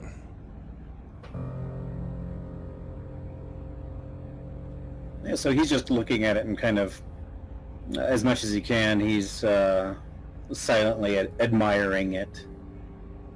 Eiry's going to walk out and look up. I hear that if you look at a skull long enough, you can hear it talk back to you. Devnet snorts. Yeah, What's Zavis this is one off to the say? side, giggling. There's actually quite a lovely smell coming from that direction. He has found the closest thing he can get to a wash bin, whether it's an actual wash bin or a bucket. He's kind of cleaning up at the moment. The scent of the soap compared to the kind of natural sense of everything else around is actually quite strong. Save some of that for me. Oh, hey, after your plane of withering. Well, I'll use the water when you're done then. Fair enough. Well, that will do. Eiry, did you happen to pick up those herbs we're gonna need? Turns out that the herbs are gonna be useless. We've got to kill the spirit. Oh, I understand that, but I thought she said that we'd have to cure it after we killed the spirits. Maybe I'm misunderstanding. It's all I don't know. a bit Better over say my head. sorry, isn't it? Sorry.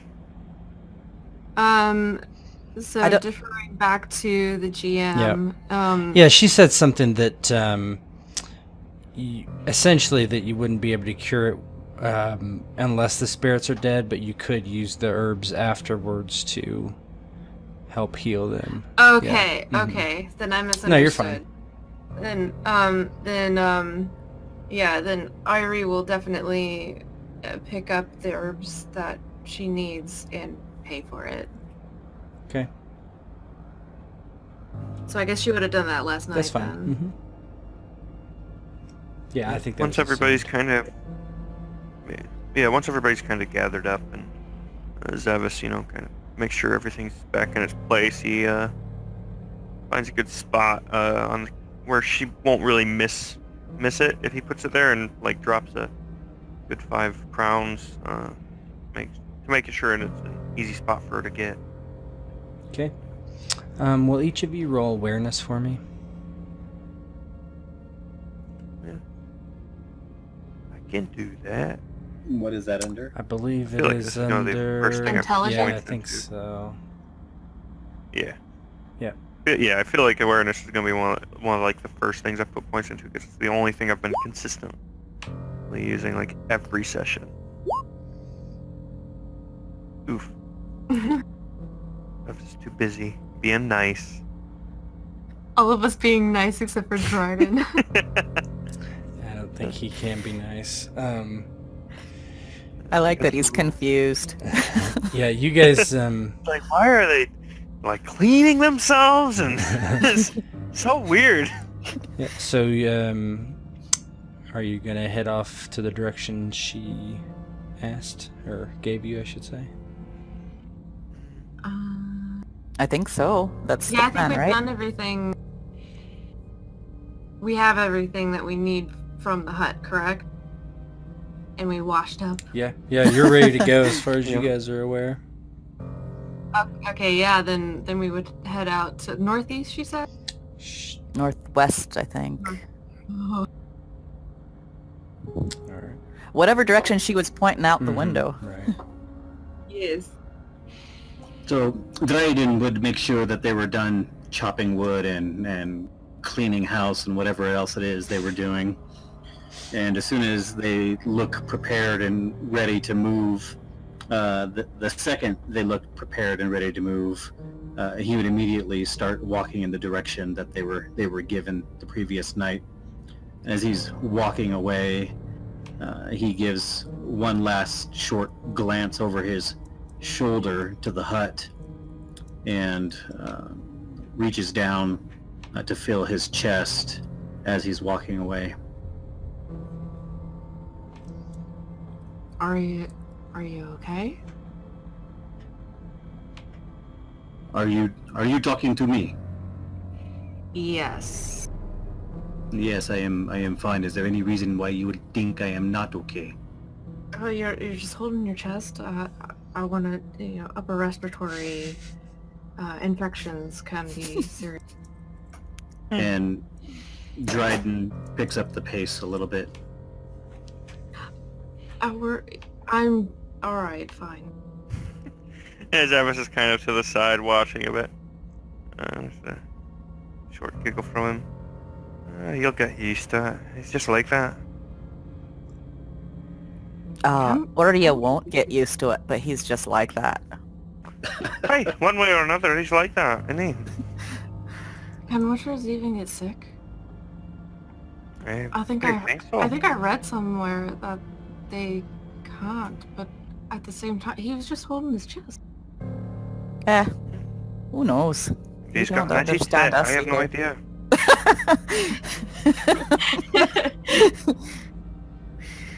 All right then. Happens to the best of us. I suppose it does. That's why you gotta wash up. Alright, so we're on the trail. I'll use whatever wilderness skills I need to find the what looks like it might be the path to the reservoir, if there is one. Yep, it's not really needed. You don't need to roll. Okay. You head out, and as Auntie Viola described, you begin heading up a small hill. Very rocky, however, and the paths don't look very well tread. As you continue, you notice that you're heading deeper into the wilderness, certainly. And finally you come upon a spot where the woods are thick, and you hear the babbling of water. Let me switch over there. Zavis kind of calls to Drÿden. Oi, so, what should we be doing here? Hang back a bit, or... I mean, will we be able to even do anything to them? Viola seemed to think we might, with a good enough blow. Who knows? Suppose. I see why not, but... I'm gonna try. I suppose the Witchers are cautious for a reason, though. You know what's Don't suppose you interesting? Oh, hey. Go I don't suppose you haven't... What did Sorry. You go, Zavis. Hey. I don't suppose you have enough of that oil left over, or whatever it is, Drÿden. And as he's talking to him, Drŷden's just already putting the oil. He's taking it out of a pocket in his coat, and he's holding it in his hand. He's not quite putting it on his sword just yet, but he's looking over his sword. He's looking over the terrain. I'm sorry, Zavis. This is just enough for my sword. I will not have enough for you as well. I do apologize. Fair enough, you're the Witcher. Just watch my earth as well as yours. So as we're sort of scouting out this area, keeping our eyes open for spirits, and he's greasing up his blade, as it were, Devnet says, so it seems that Ten Blades, whoever he is, has the Red Withering as well. That's something we know about him, at least.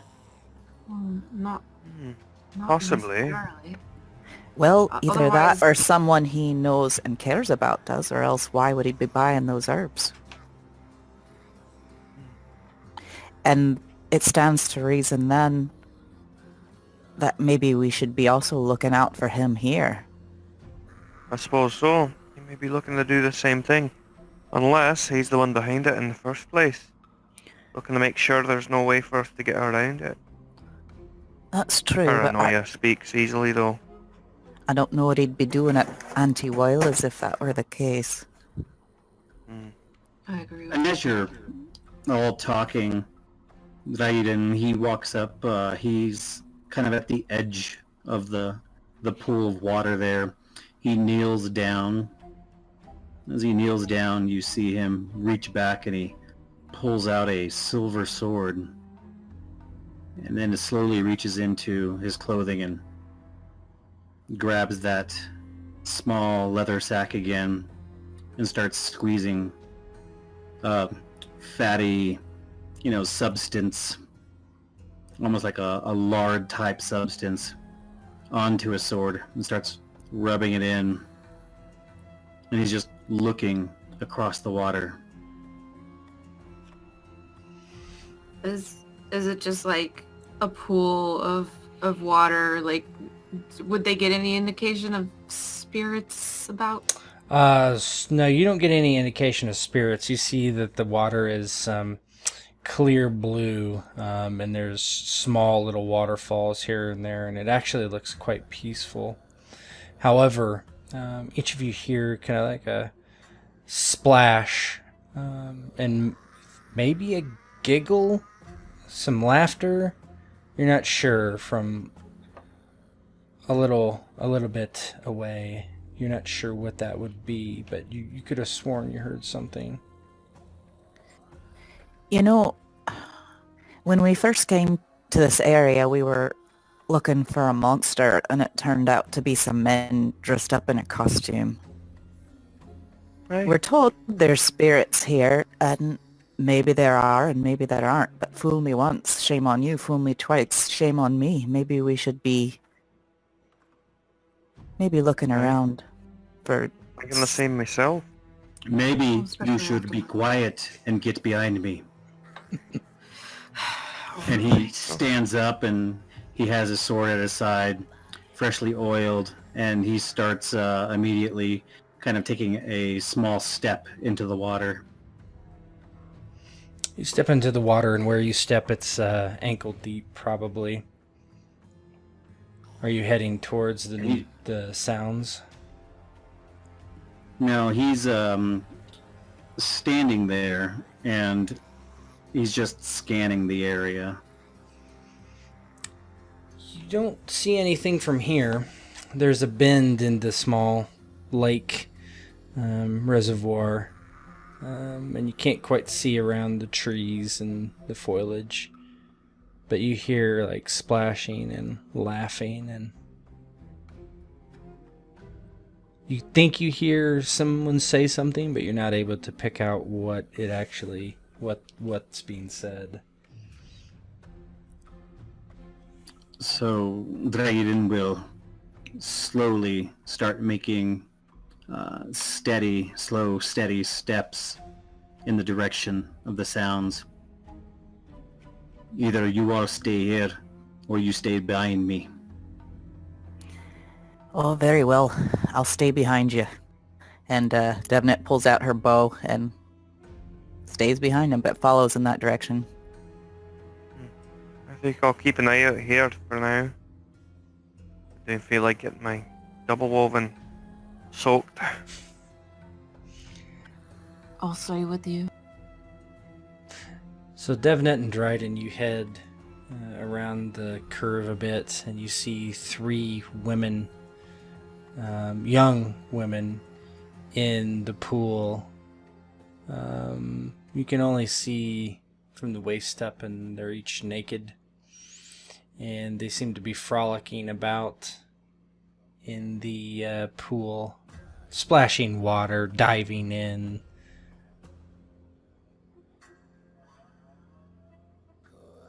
Drÿden looks at them. Hello. What is it that you 3 are doing here? 2 kind of cow back immediately, cowering, and pushing away, while 1 kind of looks at you and smiles. We're playing, can't you see? Yes, I see you are playing, but it is a very, very dangerous game you are playing. And he walks slowly off to the side with his sword at his side, kind of just pushing the water out of the way with his feet. One of them, the same one, kind of steps forward. What is the harm of swimming and splashing and frolicking? Well, if you did not know, there is something dangerous here. Something deadly. It is probably best if you 3 left. Why would we leave? This is our home.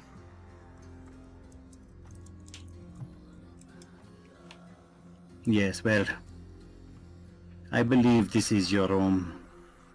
And I believe that you don't think it is time for you to leave. But believe me, it is time for you to leave. And he raises his sword. She gasps and, like, pushes back away from you and tries to jump into the water. Are you taking a swing at her, or? As she tries to jump into the water, he will force his right hand, or his left hand forward, holding onto the sword with his right hand, and try and throw an axis sign at her. All right, give me one moment.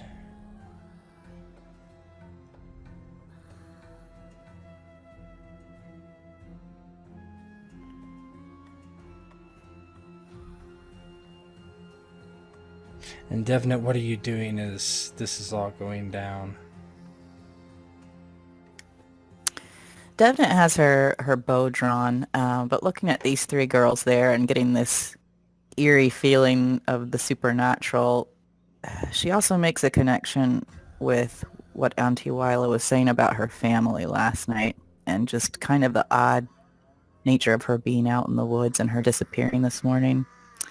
So she wants to look around the area really closely to see if she can spot Auntie Viola anywhere around here. Go ahead and give me awareness.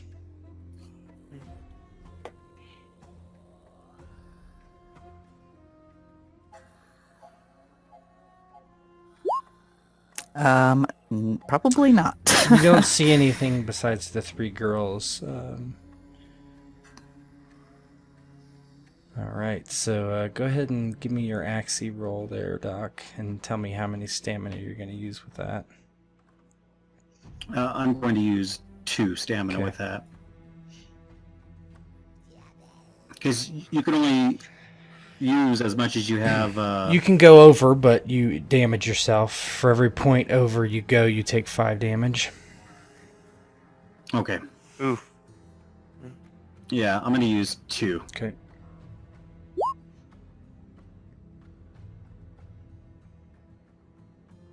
And so he throws his hand out, and again, there's that same kind of a sound of displaced air coming from his hand, and you can kind of see the water splash slightly as he throws this energy from his hand. Okay. One moment.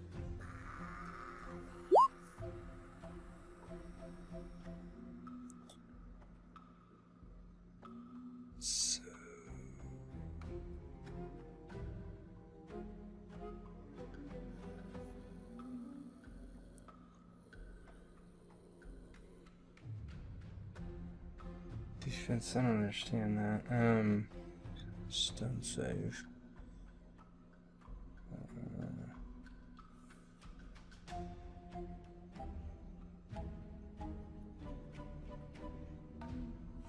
One sec.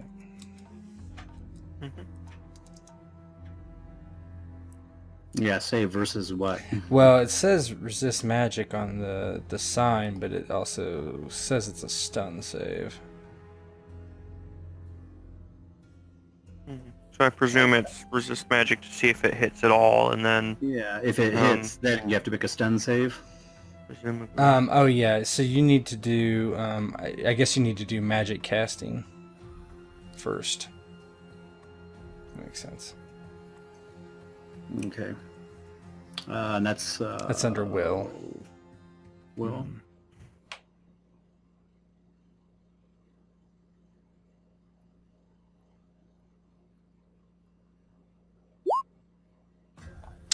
Yeah, you throw this sign at the thing, and you see that her body kind of wobbles, and then immediately goes incorporeal, and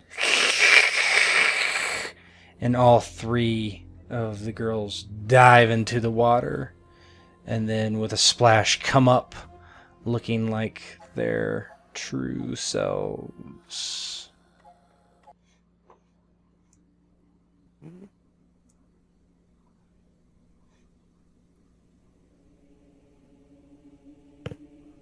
All right.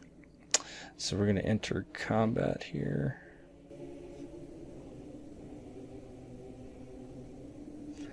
And I'm going to take 2 stamina from you. Mm-hmm. You're at 28. All right, let me make sure that everybody can roll initiative now. Ready?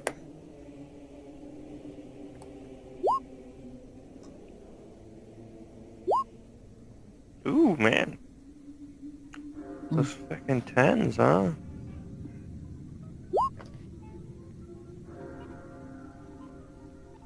Fucking Drÿden with the 11 base. So Christ. let's see. Okay. So 10s from Zavis, and go ahead and roll your critical roll. Yeah. Roll again. Oh my. Yeah, I forget. Well then. He's a very fast boy. What's your total, Zavis? 31, it looks like. Okay. Ori, what's your total? For what? Your initiative. You see, you rolled a 18. Go ahead and roll your critical button. It should be on your token.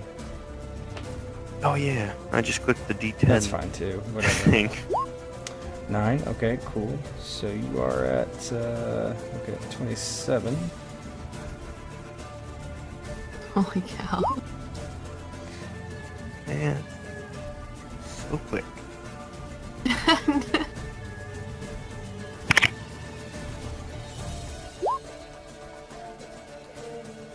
Do you roll again with a 10 or do you, not? do, yes. Okay. Yeah, so basically if you roll a 10 on the die, All right. Alright, Yeah, you so I got 18 total added to the 11. So 29. Well, the 11, you, oh yeah, the 11 it wouldn't have triggered it, right? Yeah. So it's just the actual Yeah, you die. rolled a 2 and then you have plus 9. So if you roll a 10, okay. yeah, it'll be Oh, highlighted okay. green if you roll So, a 10. so Eiry. Oh, okay. Yeah, mhm. Got it. All right, let me let's do Yeah, we somehow managed to both roll a 10 on that, which is insane. Okay. So Zavis, you hear some commotion coming from around the bend, and you're able to look and kind of see what's happening. Your movement in the water is halved, so keep that in mind for your speed. Now, is this underbrush or like?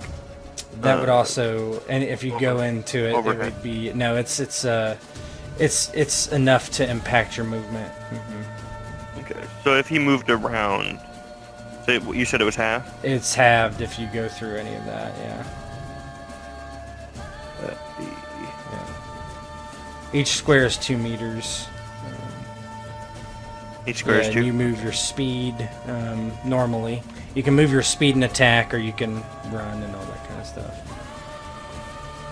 Oh yeah, 6.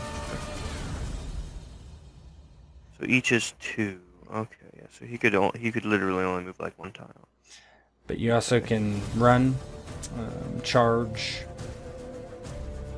Yeah. So I think what he's gonna do, he's gonna try and reposition up a bit closer, because moving like that real slow like it's gonna take ages, whereas he can get like up to there,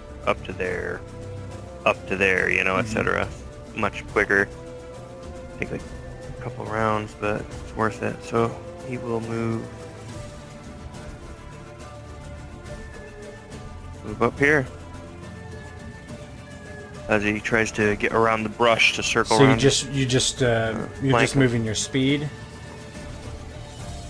Oh yeah. What's the other? You can run. So Yeah, I can run. yeah, you can't can I? run, and that's a full round action. So keep that in mind. But Yeah, so that's full round, and I'd still be able to dodge. Yes. yes, you can do defensive actions no matter what. Sweet. Yeah. And how much is that? I take it as double speed. It is whatever. It should be in your character sheet what you can run. It's some oh, multiplier of your speed. 18. Ooh, okay, cool. Oh, I see. Wow, yeah, that's good. Okay, yeah, so... I removed 6, so I got another 12.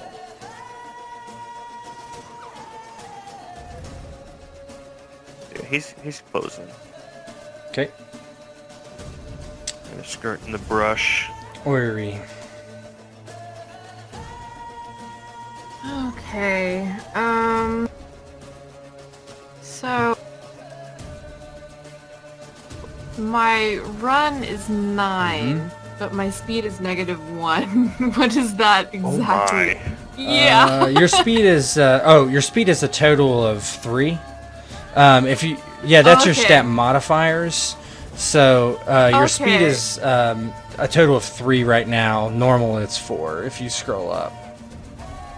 Oh, I see it. I see it now. And your run Okay. is 9. Yep. Okay, so that Oh, I see. Okay, yeah. in terms of determining how far I go, I presume it's round down. Yes, you do. So if you wanted to move like this way, right? You could run up to 9. So right in this area. okay. If you wanted to I run see. this way. Yeah, it's nice that it auto-calculates when you use the arrow. Yeah, that is nice. So in running is a full It action? is. You can still always dodge in a turn, but you can't run an attack, for instance. I think she may go over to the ledge instead, closer to the other two, because yeah. Yeah, you could run here, and that would be like 6 or so, and then you could go 1 more for half. So if you wanted to, you could get out in the water by 1 square, but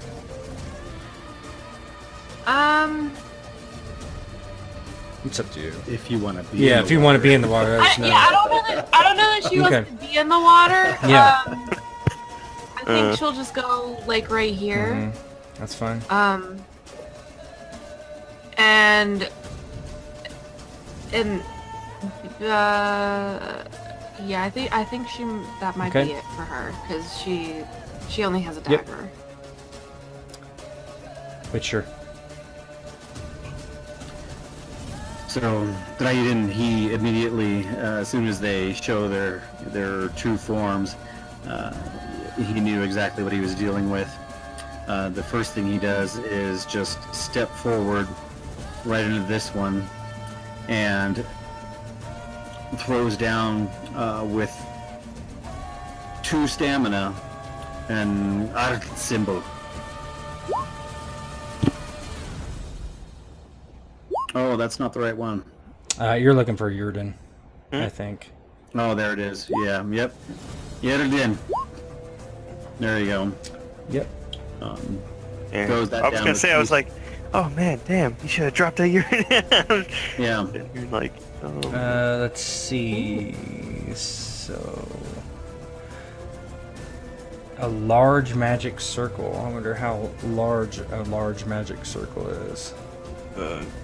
This says 3 meter range, which I presume is the radius.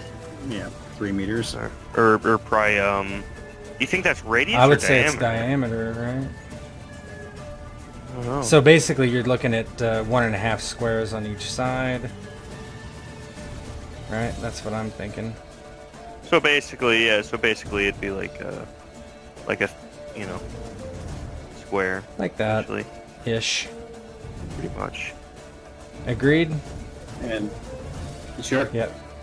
So you do this, and the water just goes exploding into the air, and you see this like fuzzing kind of orange glow to everything around the Witcher, and this wraith is like hissing as it's stuck in this thing. And then immediately he just yells, Devnet, you can eat it.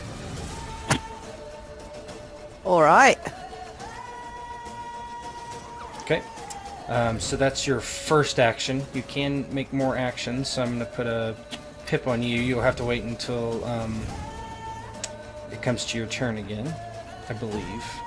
Actually, it's any time, so you could attack now if you wanted. Yeah, he yells out to Devnet that she can hit it now, and as he's doing that, he uses his left hand to hold it down in the water or towards the water and create the circle around him.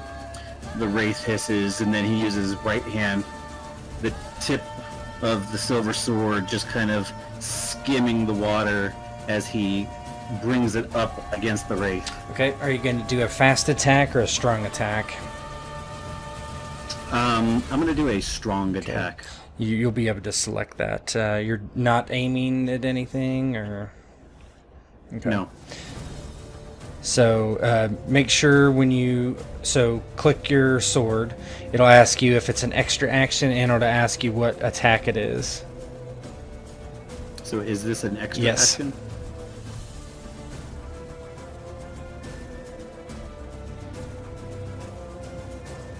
And it wow. costs 1 stamina to do.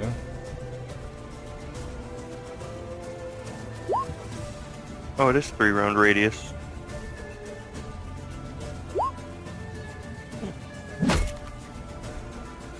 Um, 15. It is going to try to dodge. But it does have a negative 1 to speed and reflexes. Let me throw that on real quick. Negative 2. Negative 2, correct. 2. Negative 2. Yep. 2. That was... What did I just do? Oh, you gotta be kidding me.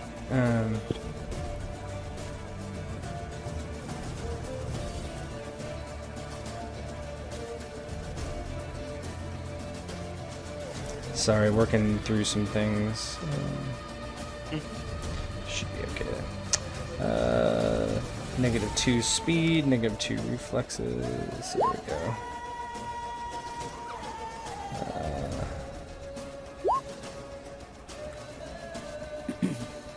Now we'll dodge. Oof. Yeah, you swing and it's just you load up on this big attack and you've already hit it with Drÿden, but it just is able to get out of the way.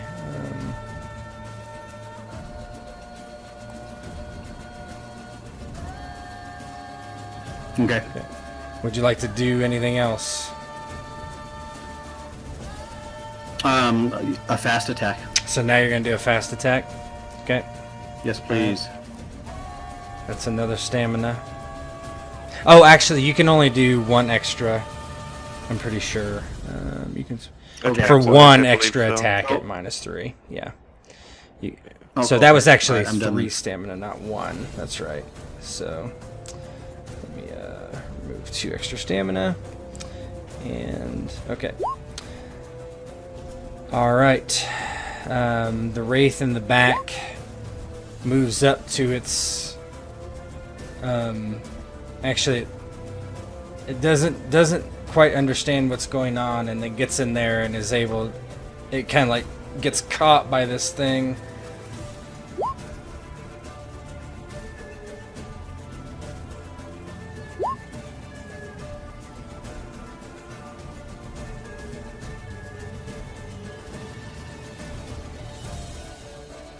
Yeah, 1 second, sorry.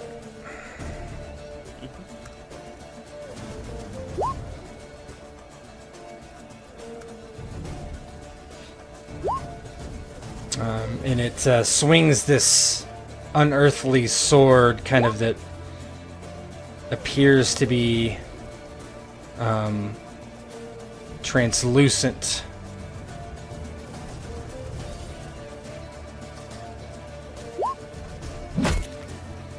Okay, how would you like to avoid that? You can spend 1 for a 1 stamina for a defense. Yeah, I'm gonna get dodge. Okay. And I'll put a +1 luck point into that. Okay. So he comes swimming at him. Oops. Swinging at him, not swimming, but and she comes swinging at him, trying to bring her sword down on him, and he just kind of leans back and to the left as the sword comes flying down near him, but completely missing. Okay. Devnet, you're up. Okay, so in the water with a speed of 9, actually it's an effective speed of 8. She can move 2 squares, correct? Yes, that sounds correct. All right. So she'll move up to here to get closer to the land and to get a cleaner shot at one of the wraiths, and she'll shoot at Wraith 1.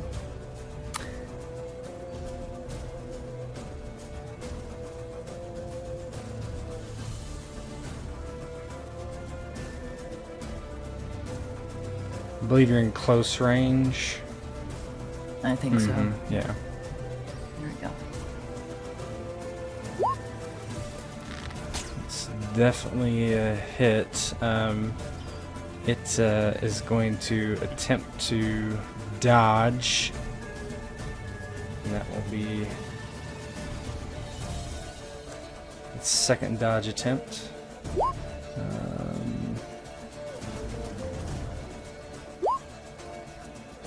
So you hit it for 7 half damage. Yep. So it takes 4 damage. Hit in the leg. That's a multiplier of half. Oh, so half and half again, because you don't have a silver weapon. So Right. We're looking at 2 damage. Okay. Can she get a second She shot off? absolutely can. All right.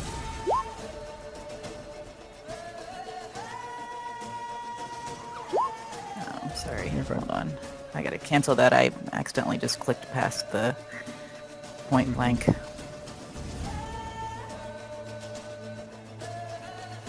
And you can aim too if you want.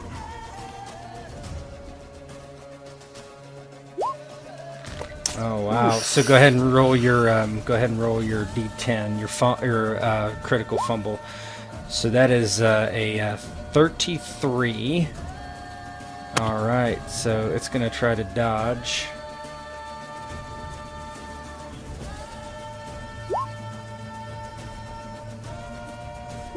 Oh, it fumbled too. Oh, nice. A crit on a fumble. So that is a 6. It rolled a 6, so... Oh my god. That is definitely a critical injury. You rolled a... What did I say it was? 33? 32? Alright, so... Alright, so... Our first critical of this attack. That is... Where did you hit it? Torso. Alright. Yeah, Okay. just standard damage. So that is going to be where my critical. Where'd it go? I think that so they get a separate damage list, yeah. Aside from for their crit stuff, Yeah, right? I think so. Well, you beat it by 15, so that's a deadly crit.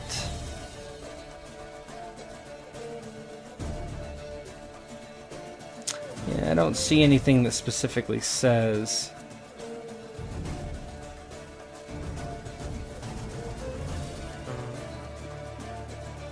So bonus damage plus 10, first off. Oh, did she hit the leg? No, she hit the body on this one. Oh, she yeah, hit body. body. Okay, cool. I saw the thing. Yeah, so that's 26 damage. Let me see what the soak would be. First thing. Oh, okay. So it's so it's 159 for monsters without anatomy. Has a separate listing for bonus Okay, damage. 1 second. I'll look at Because it. they have no anatomy. They have. So they don't have any armor technically. So that's 26 damage, halved. 13 damage just base. So 15 damage total this round. Yeah. And then you're gonna get.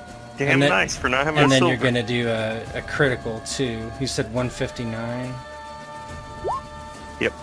They've got all the monsters without an enemy stuff on the right Oh, side. I see. Okay, so go ahead and give me a bonus damage list. so actually I have it all. One sec. This will go quicker when I know what I'm doing. So here's this. You should be able to click on that and click on criticals. Yeah, that lists ones, Okay. which ones don't work and everything as well, so that's And nice. then it should you should be able to roll the Oh, okay, deadly got it. one. The bonus damage on that, Okay. of course, So, is one of the ones that's immune. right. Yeah. Which I think that's reroll. Oh yeah, if you score one of the following, So just roll a deals different one? bonus damage. Oh. As listed in bonus damage table. Oh, that's tasty. So plus 20 damage. Sweet. Oh my god. So that's half. Right. Goddamn in That actually. Right. So that Hear it. actually destroys it regardless, without even a. So describe how this arrow disintegrates this thing.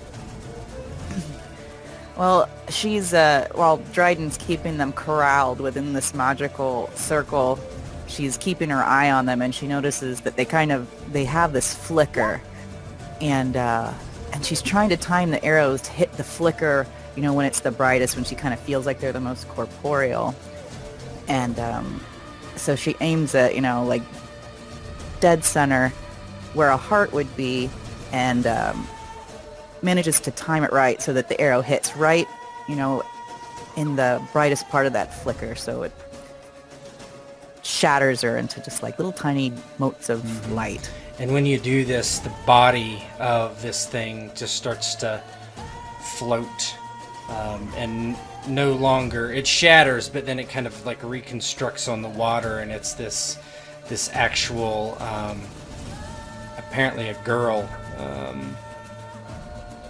And she's just kind of... That doesn't make me feel as good. Alright. Alright, cool. Alright, who is next? It looks like it is one of the wraiths. This thing hisses in anger and swings out at Drÿden with its sword. Actually, I take that back. It actually sees the death of this other wraith, and it disappears and then suddenly reappears up to 10 meters away. Bad time. Oof. And it just appears right next to Devnet suddenly, and swings its sword in vengeance with a hiss. They're not having none of it.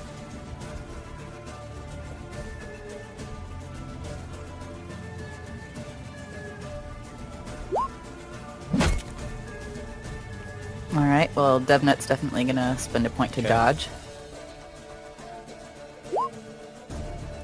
Which she's also quite good at. Yeah, it misses. How does that look to you? It appears in front of her, and Devnet's surprised, but the creature seems really almost blinded by rage, and it's kind of swinging wildly, and even in the water, it's pretty easy just to turn to the side and watch the blade swing past her. Okay.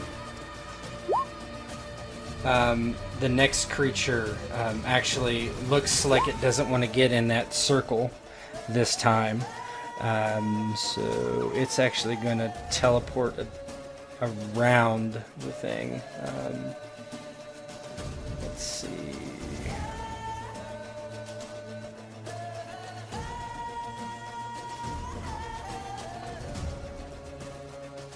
Okay. So it begins to like circle the Drÿden. Okay. Zavis. Right. He sees a friend in trouble. He's gonna do a thing. Now for leap, I can't find a whole lot on it. It does note a running start. I assume that means the run action. Yes. Let me see. He'd be able to. So he's gonna do run, and then once he gets up here, he'll leap for the 3, which I assume, since it's 2 each. So I guess it'd just be 1 tile then if he does leap. What is the? You can. So if you leap, that's jumping. So you wouldn't have any penalty to your movement. Well, I mean, since each tile is 2, he has 3. Oh, we'll just say you could leap 2 tiles distance. Just round it up. Just checking if it would be better off to actually like move through the water. So at that point, it would be halved. So he'd move the 6. He'd have 12 left, so he could move 4, or 6 even. All right. Yeah. Each of them is going to be 4 each. So yeah, move 3. So he's going to get to right there. Okay. And that's your run and leap. No, that's just him. Okay. He full run. So he's splashing in the water trying to get the Devnet. And that's a run, so it's your full action. Eiry, you're up. Yep.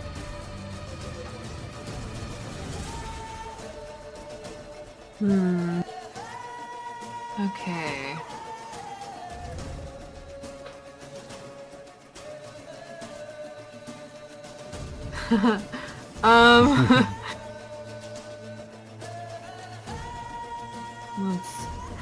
Let me.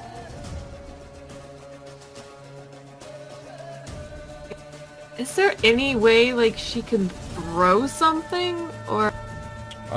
You can throw a.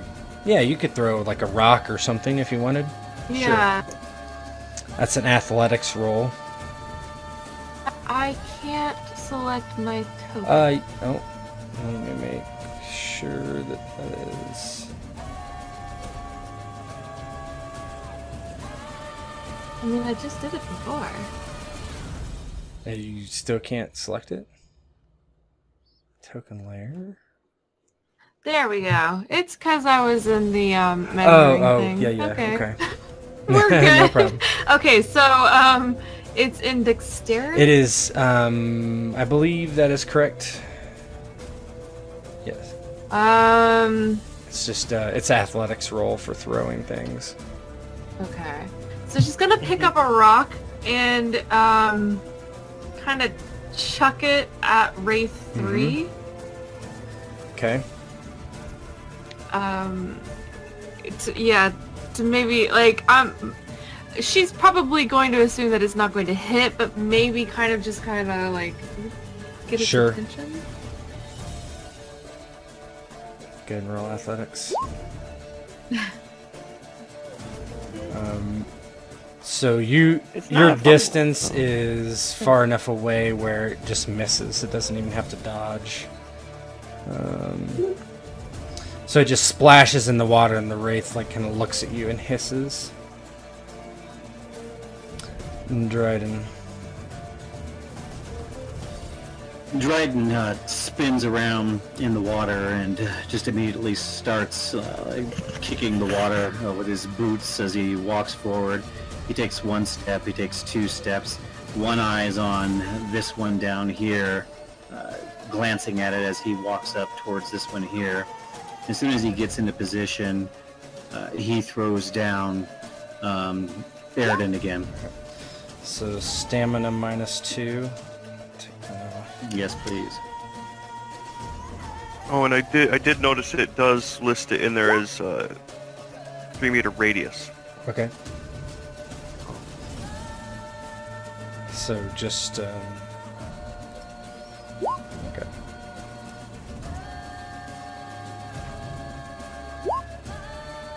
So not as big. 3 meter radius, you say, huh? Or, well, yeah, because diameter would be... Or, well, because these are each 2, I guess. So, yeah, in that case... It would be... Yeah, because diameter would be smaller. But I assume it's going to be placed on an intersection. Well, I mean, if it's 3, so I would just go like this. Like, 'cause that's like 4 would be like, Right.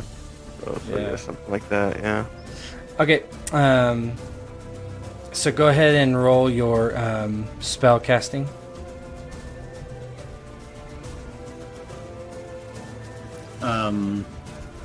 There's no defense against it. Oh, that's right. That's right. He just casts it. It just like hisses, yeah. Yep, just previously, just like the last one, he just walks up, glances over at the other one, walks up to this one, throws it down into the water, kind of displaces some of the water. The wraith hisses, and as the wraith hisses, Drÿden brings his sword up against it again. Just do it as a secondary action. Mm-hmm. Oops, wrong person. As an extra action, yeah. And so that's -3 stamina.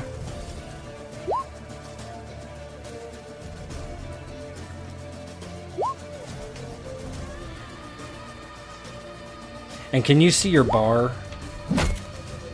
Okay. Yeah, I can see it.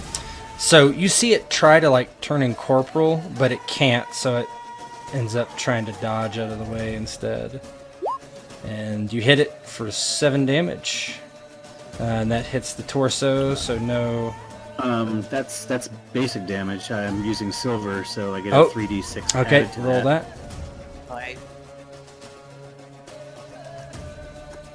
Good point. And then I have wraith oil on my Plus sword, 5. so that's another plus Yep, 5. 27. So that kills it. It can't... It like tries to shift out of the way, and all of a sudden just explodes again. Yeah, and Drÿden, as he brings it, the water's displaced around him, and this wraith is kind of shimmering and trying to fade in and out of existence there. And he brings the silver blade across the wraith, and it almost gives a look of shock as it actually feels the blade running across it and taking its life. And just as before, it kind of forms into a woman that begins to kind of float face down into the water. The one that actually approached you before. Alright. Devnet, you're up. Alright, well, I need to get a clear shot, so once again, moving out and firing. Okay. Yeah, it just takes a minute. No, to you're get fine. through Yeah. all the Mhm. options. Yeah, I know. Alright, so what it's going to try to do is do its shift. As a defensive action, it uses spell casting to turn incorporeal, so that's what's going to try to do.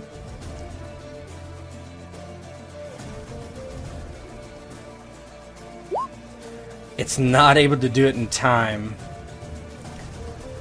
so it is hit, but not enough for any kind of critical. So you're going to do actually 7 damage. Okay. And we'll go Okay. again.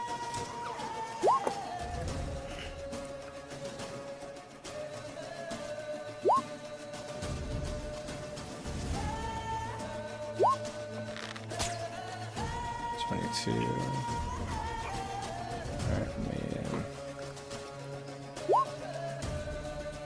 1 second, sorry.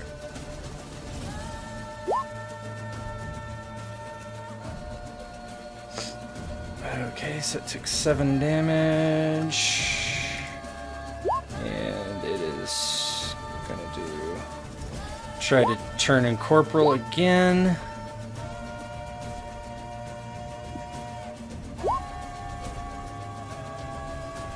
No. Hit it again, and this time for 6 damage. So you hit it, twice with these arrows, and they're like, they hit it, stick in, and then kind of like fall out, right? Right. But it's, you can see that like kind of like its ghostly shape is kind of like dissipating from it, and it hisses again, and then very suddenly is on top of you. Yeah. And it actually, and its other hand has a glowing lantern flickering, and it kind of swings it down on you. All right. I'm gonna dodge, and I'm gonna use a couple luck points.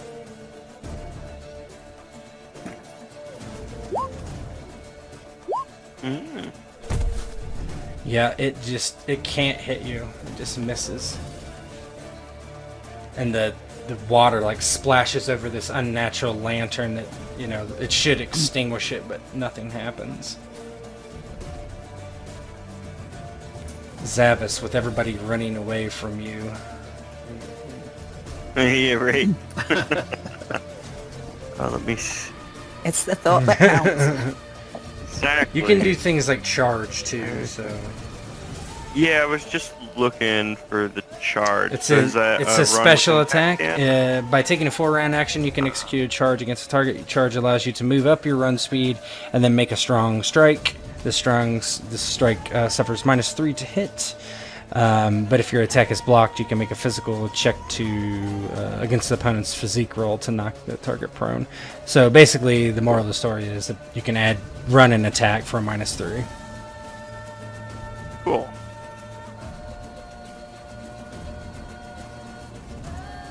Yeah, I can make that. So yeah, he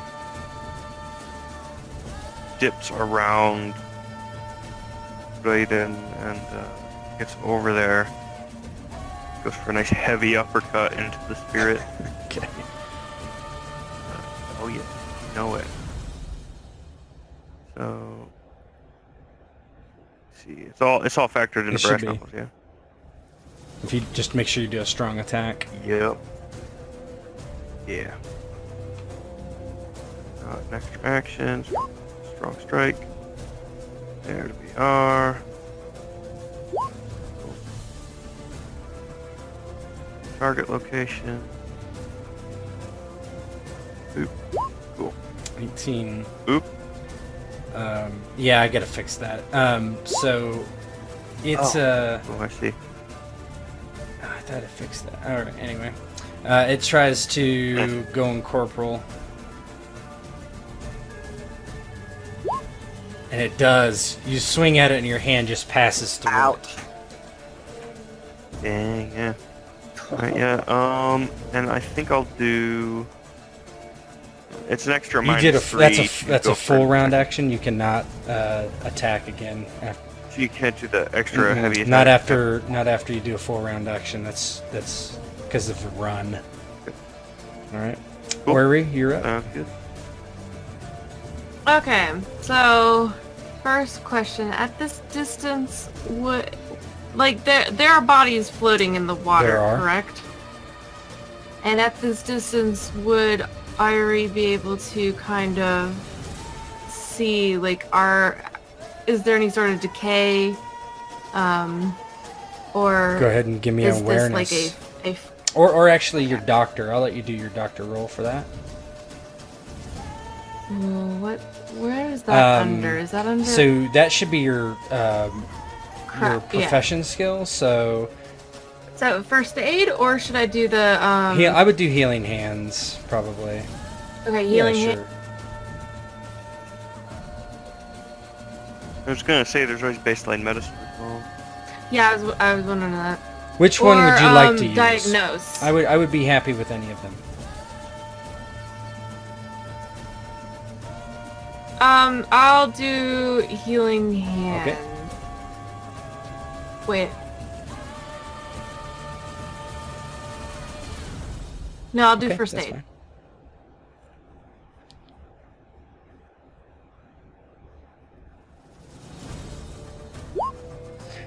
Yeah, it you actually don't see any decay. So their death is pretty fresh. From what Or is there you no can sort tell of- with that roll, it looks like they were just killed. Okay. Would I be able to start moving into the water to kind of Yeah. wade Yeah, over? absolutely. You can move out to them. I'd- You can get to I would be able yeah to with a reach it. run, absolutely. And I can go into the Drÿden? Yeah, oh yeah. That's only affects specters. Okay, Yeah, I didn't... you're fine. Okay, so then I guess that ends my turn, because I will, after that point, I'll figure out. Drÿden. So once again, he just calmly, after cutting down that wraith, he just turns around, his sword behind him, just the tip skimming the water, walks forward, and once again casts Drÿden. Okay. And it just like begins to shimmer. And as he casts it with one hand, displaces the water, he carefully swings, brings his silver blade up behind him over his head and down on top of the wraith, deftly moving it between Zavis and Devnet. Okay.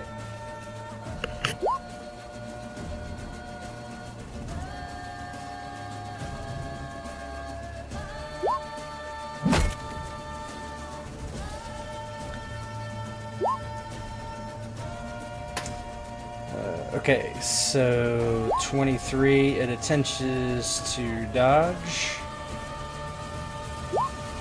Nah, this is gonna be bad for it. So it rolled a 8 versus a 23, that's 15. Nice. The critical on that one is... Plus 3d6, plus 5. Yeah, just do that. I think it's...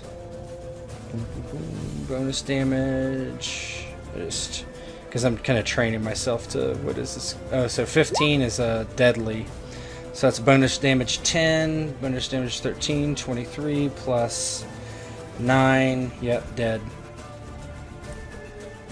Yeah, so he brings the sword up behind him, over his head, and like I said, he weaves it between Zavis and Devnet, looking at this wraith right in the eyes, brings it down right on top of her, and just splits her.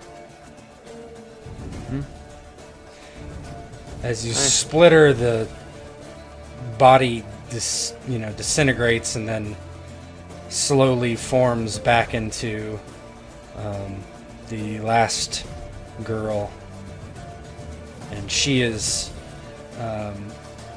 her clavicle's cut and her head's kind of wobbling there.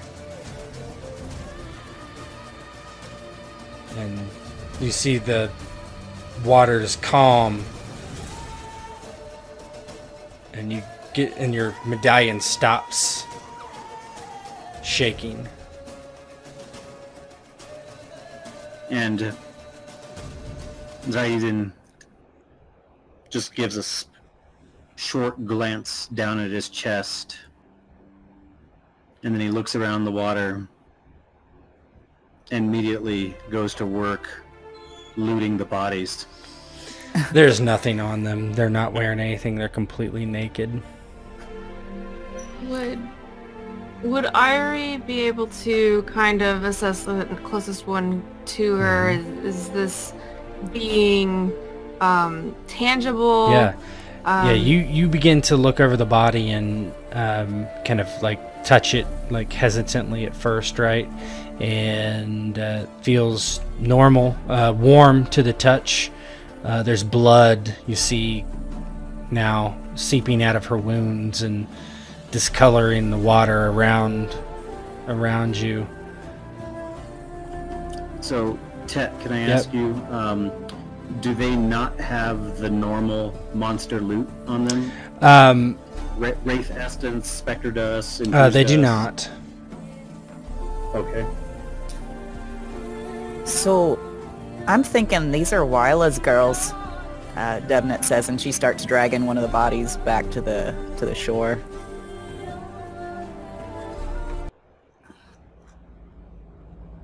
Do you think they're part of the curse? I do. I think maybe Wila might have been the source of it. I don't know if it's as revenge. Maybe the town had something to do with the tragedy that befell her family, or if it was just an unfortunate side effect of whatever she did to bring her girls back in such a ghastly way. They were alive. They were not alive. Feel Drŷden, them. were they alive? They were not alive. There you have it. Them, yes. Wow. Yes, we killed them only after we could see them in their physical forms. Prior to that, you did not see them. They were spirits. We took their life only because of the circle I put around us, the protective circle. Otherwise, you would not have had a chance. Well, I'm glad you're here, but these Right. I don't know. Eiry, I don't think you need to be carrying any guilt. These were not living creatures as we know it. I admit it's hard to look at them now and believe that, but you saw what they were before. Aye, they certainly seemed like a wraiths of some sort. You'd know Drÿden, aye? They're usually so fresh after that. No. Well, Yeah, they usually you would know. fresh Usually and- specters turn into dust.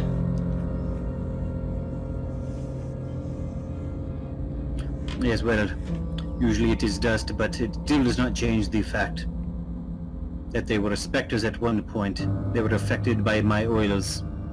The fact that their bodies here makes no difference. They would have killed us Right. if they had had the chance. They would have killed us. Well, Well, I'm wondering why there's bodies, though. It might have something to do with what else is going on. I think that's what she's getting at. Yes, well, maybe their mother is keeping them alive. You're the Witcher, you'd know. Eiry, did they look like they had an illness? so I'm guessing on her inspection she just sees regular people who just Yep, died. you see no signs of the Red Withering.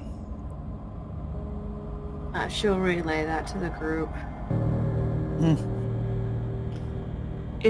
If these are the girls that the auntie said that she had, then what of her husband? Well, you know, we may not be able to trust anything Wila said. If these were her girls, maybe she sent us here to die. Perhaps, or she could want them cleansed, their spirits lifted from the place. You never know. Yeah, I suppose that's also a possibility. You always see the Yeah, best in questionable. people. Depends on the people, I suppose. So You sure for this? do you think we're done here, or do you think we should look?